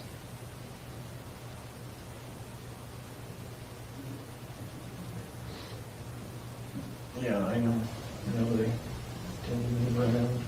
But if there's other specifics in terms of things that you know of depths and temperatures and that kind of stuff, you can certainly make some phone calls and find out what. Well, that, I figured you would have guessed that, like, that was pretty obvious. But, I always have been curious as to what it would look like. I would think as deep as that lake is, it's probably sitting there just exactly as it was when it first touched down. It could be. I know most freshwater lakes that deep, there aren't even that many fish that go down that deep.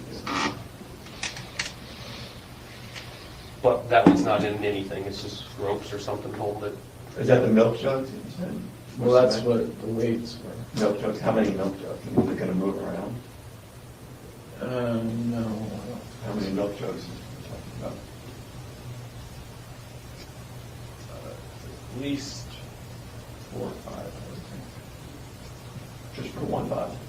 Yeah.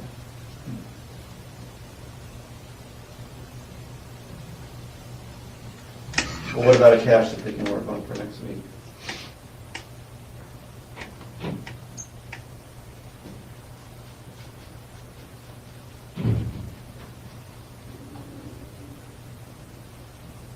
Well, the easiest would be Washington. So I know my way around there a little better. The agents are ready. But I have to, I'll have to think about it. I'm trying to remember what's in it. Do you want them to line it up? That's the thing, we can't make the decision that day because they won't have time to, they won't have time to line it up. You think about it over the live weekend. feed. Yeah, Yeah. yeah. But if you think about it over the weekend or something, Yeah. And if there's anything you want, like, Could you give me like an hour on the internet, maybe? Before. He wanted an hour on the internet. He's trying to negotiate, y'all. Thanks, that's a good thing. I've been an info blackout for too long. He said he's been in total blackout too you long. you think about that, and if there's anything you want short-term in terms of. I was joking, I wouldn't do that anyway. No, I'm not talking about the internet, I'm talking about, like, yeah, if you want some sort of, all right, I'm gonna do this, but, you know. you wouldn't do that on the internet if we set a computer down here? You Oh, wouldn't do because I that? know you're just gonna go right to everywhere I went. I wouldn't do that to you. But yeah, no, anything, to kind of satisfy any short-term goals you have, even if it's just food or coffee or, whatever, obviously it's coffee anyway, but, again, it's sort of a situation where I think you're not giving up anything, just giving us help with wherever we need to persuade. Right. I think No, I can see I see your point of view, I do on this, but at the same time, I have my own frustrations right now as well, so. But even, like, this is productive, this would be viewed as productive, I mean, you said you came over, we got stuff, and so. It's only productive from a non-prosecuting attorney's point of view. It's productive for us. Well, it's already got me on enough stuff, it's okay. It's okay. I'm I'm not getting out on bail anytime You keep soon. thinking that I'm not trying to work with you, I am, but from my perspective, Israel said he's gonna do a lot of things in a short time frame, and we've been sitting here Yeah, clicking the well, months away, and believe me, I'm aware of the months clicking. I'm just,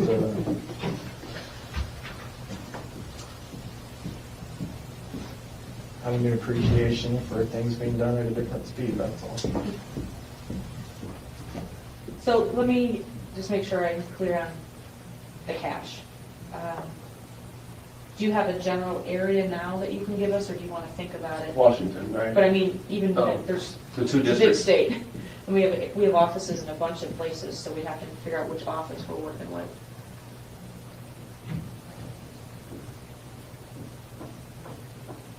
Within 50 or 100 miles of.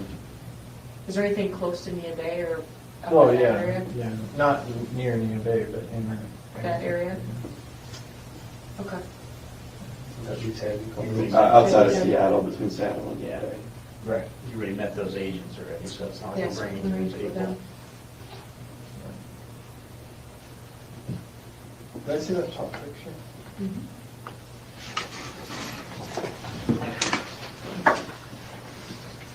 There's more pictures from this too, I didn't grab them all. I can print them all out and have them for you next time.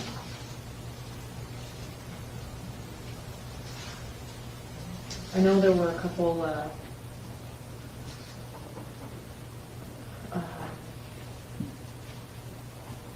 lot of gun parts and pieces, but I don't feel any notes in this one.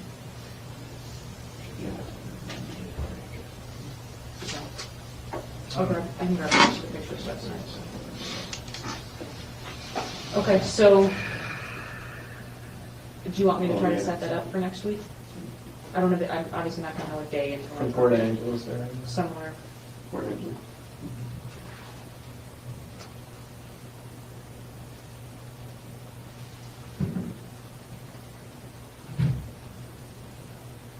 Yeah, I don't set up a time yet. I gotta try and remember.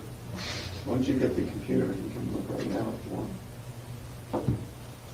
Is that gonna help An you? area? On Google. Google, you can look at Google right now if you want. Well, you know the You're area, talking right? about- He's I know trying the area. to, I'm he's trying to to- remember what's in it. He's trying to remember what he has in. That's probably not gonna be on Google. No. We can try that together. We'll just open it up and do like Al Capone's balls. It's not that impressive. It's just, I'm more concerned about the little stuff that might be in it.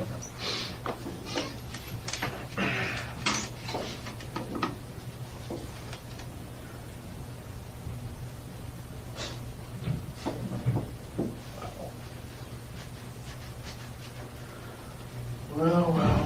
Things you never thought you'd be talking about.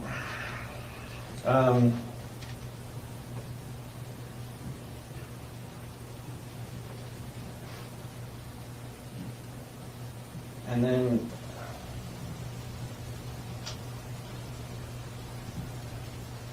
on the Tupper Lake thing, you had agents up there with the cameras, but you just wanted to talk about the bank robbery, or were you? Well, what we had set up was, we just had them at the bank robbery parking lot to show you the live feed that we could do. We can talk about whatever you want to talk about. We didn't have any expectations, but we thought the natural progression, because of Right. what we've been talking, would be in that general area, so we wanted to get things moving there. Right. You know, and if you wanted to just like pull out of the parking lot and then take us to the river bend, that's all the better. Well, But, yeah, I was just. You would be driving. yeah, it would be like you'd be driving. So,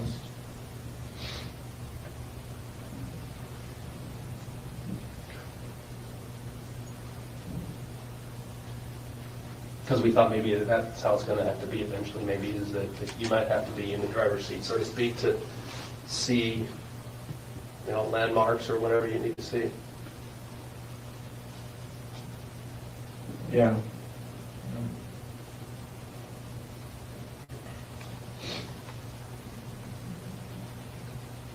It's almost as good as being out. I'd like to tell you we were going to drive you to the dig site, and we were going to show you what we were doing, but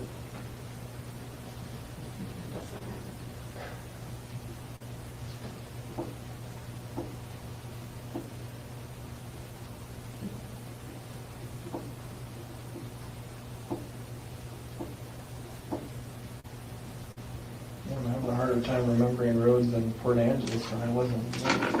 I'm sure I can figure it out. don't need that computer for an hour or two to refresh your. No, I just haven't driven this road. in Washington.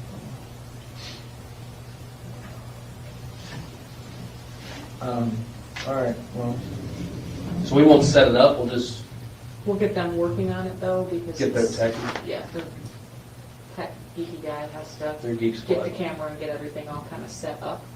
right. So we will get that moving, and then we can touch base with you maybe at the beginning of next week. And have a better idea of what your schedule is going to be like, and figure out when everything, and I'll know at that point what their schedule is going to be, then we can maybe figure out some time that will work. Yeah, we might be we might be able to have another meeting next week. Might have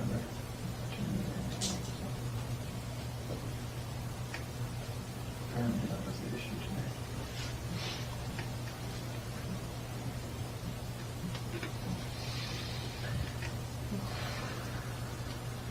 All right, what we may do then, Jeff and I may come by the jail and just figure out that piece that we were just talking about the timing, and then we can go from there.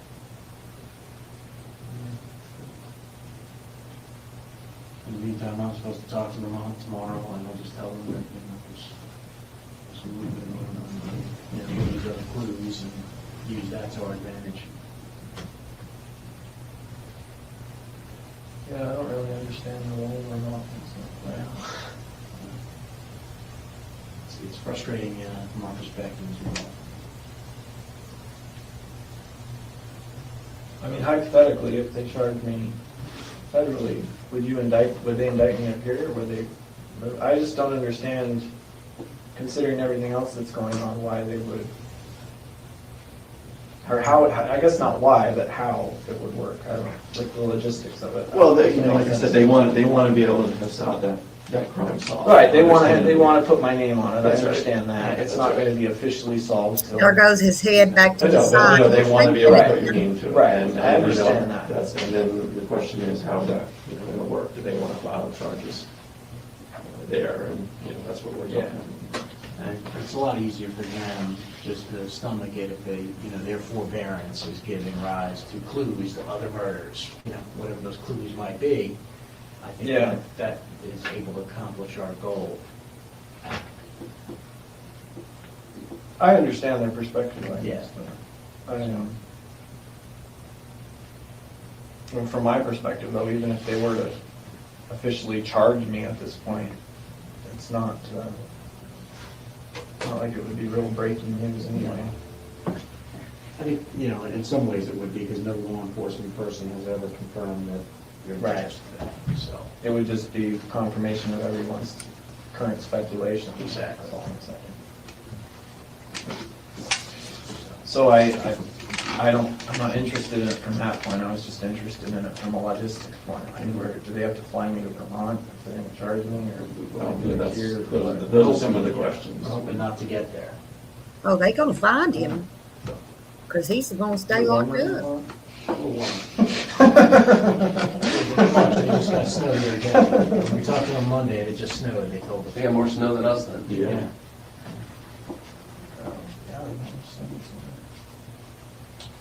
Got a quota for last year.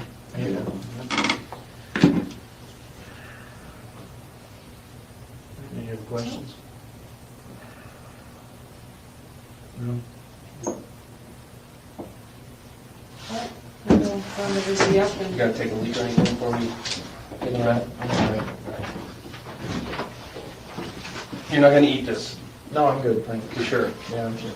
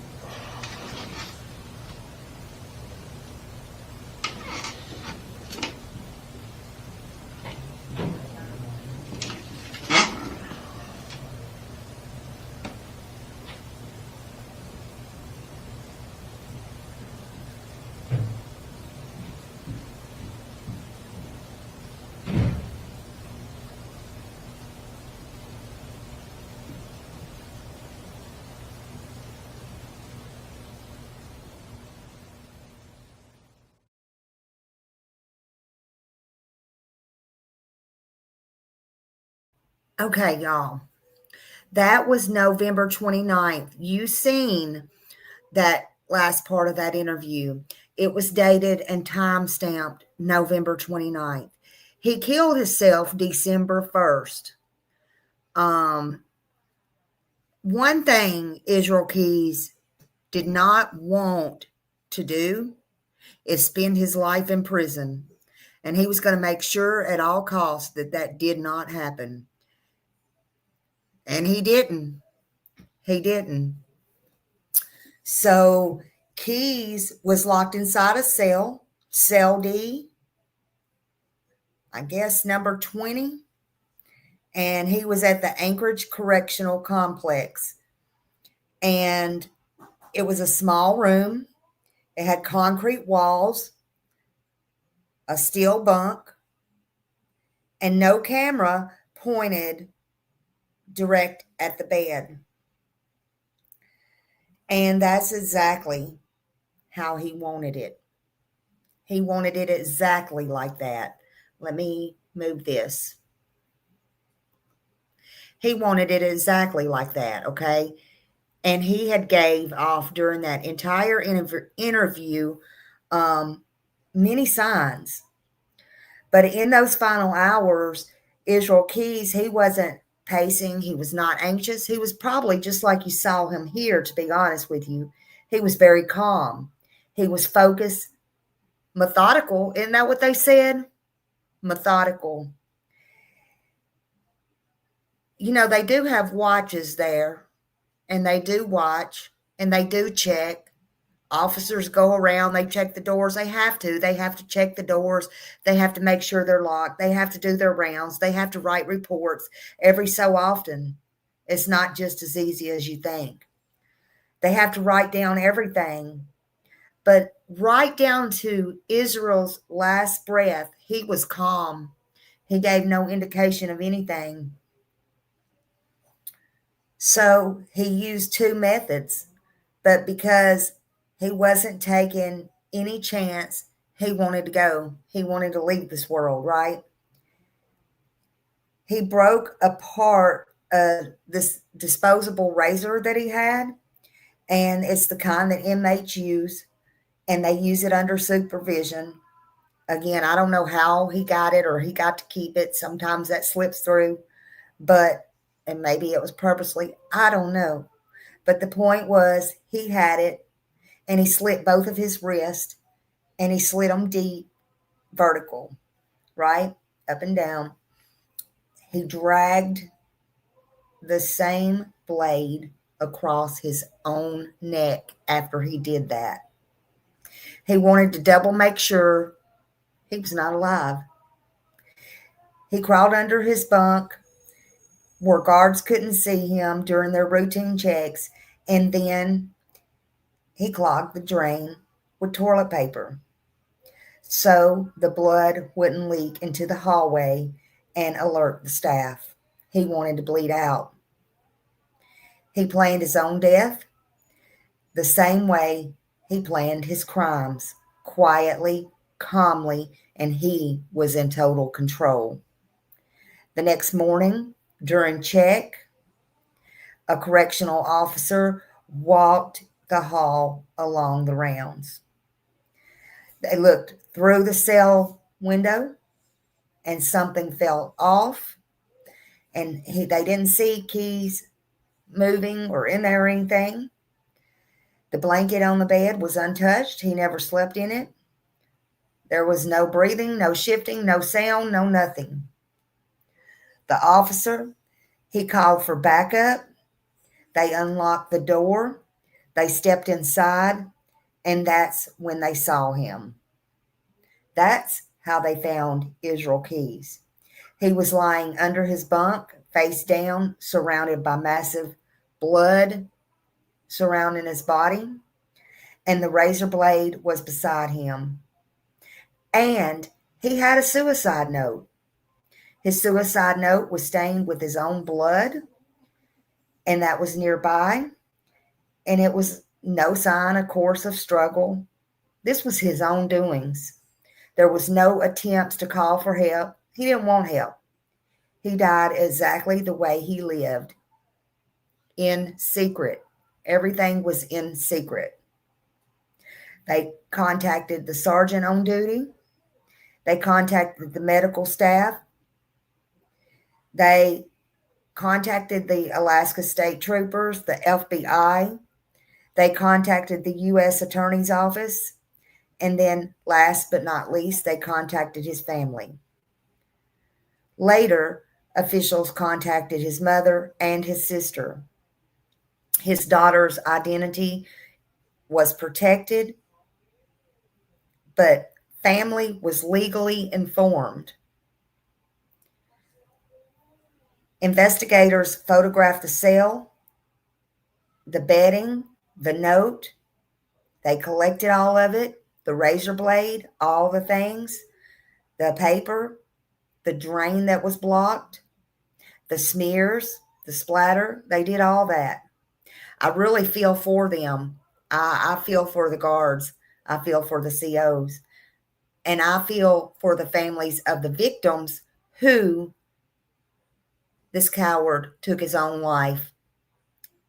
That's who I feel for. And here's the part that stays with me personally. The FBI said that when they realized he was dead, that the entire task force felt the room go cold. I mean, really, wow. Not because they lost him. I don't think they could give a shit less if they lost him, but because countless families, victims' families, lost their only chance at answers. He took those answers with him.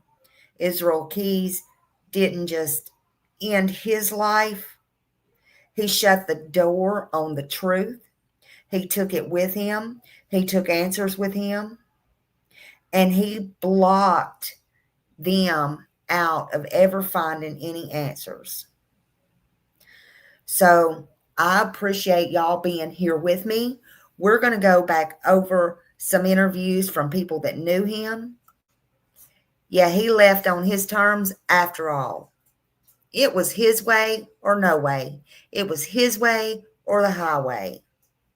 That's exactly what it was. It was about him, him, him.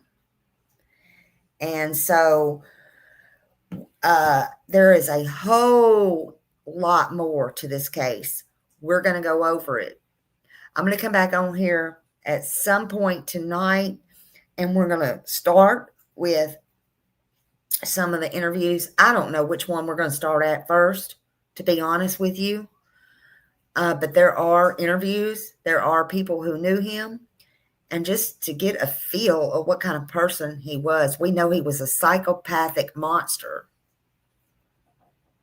But wow, just wow. My prayers and my heart still go out to this all of these families, and the ones with no answers, Samantha's family, everybody, even his family, his daughter. My God, I can't imagine what she's got to go through in her life. No matter how much they sealed out the records, like I said yesterday, no matter what, his daughter's going to want to know, and his daughter will find out if she hasn't found out already. There'll be bits and pieces through her life, and it's going to be terrifying. So yeah, he left on his terms. He did it his way. He absolutely did it his way. Hey, Deanna. So I thank you for being here. I will be back in a little bit, and we will go over an interview or two or something, because there's a lot more. Thank you. Thank you to my mods. Thank you for everybody. Thank you for your support. Thank you for new members. Thank you for anybody in the bushes. Please hit that thumbs up. I love you, and I will see you on the streets. YouTube streets, that is. See you later. Bye.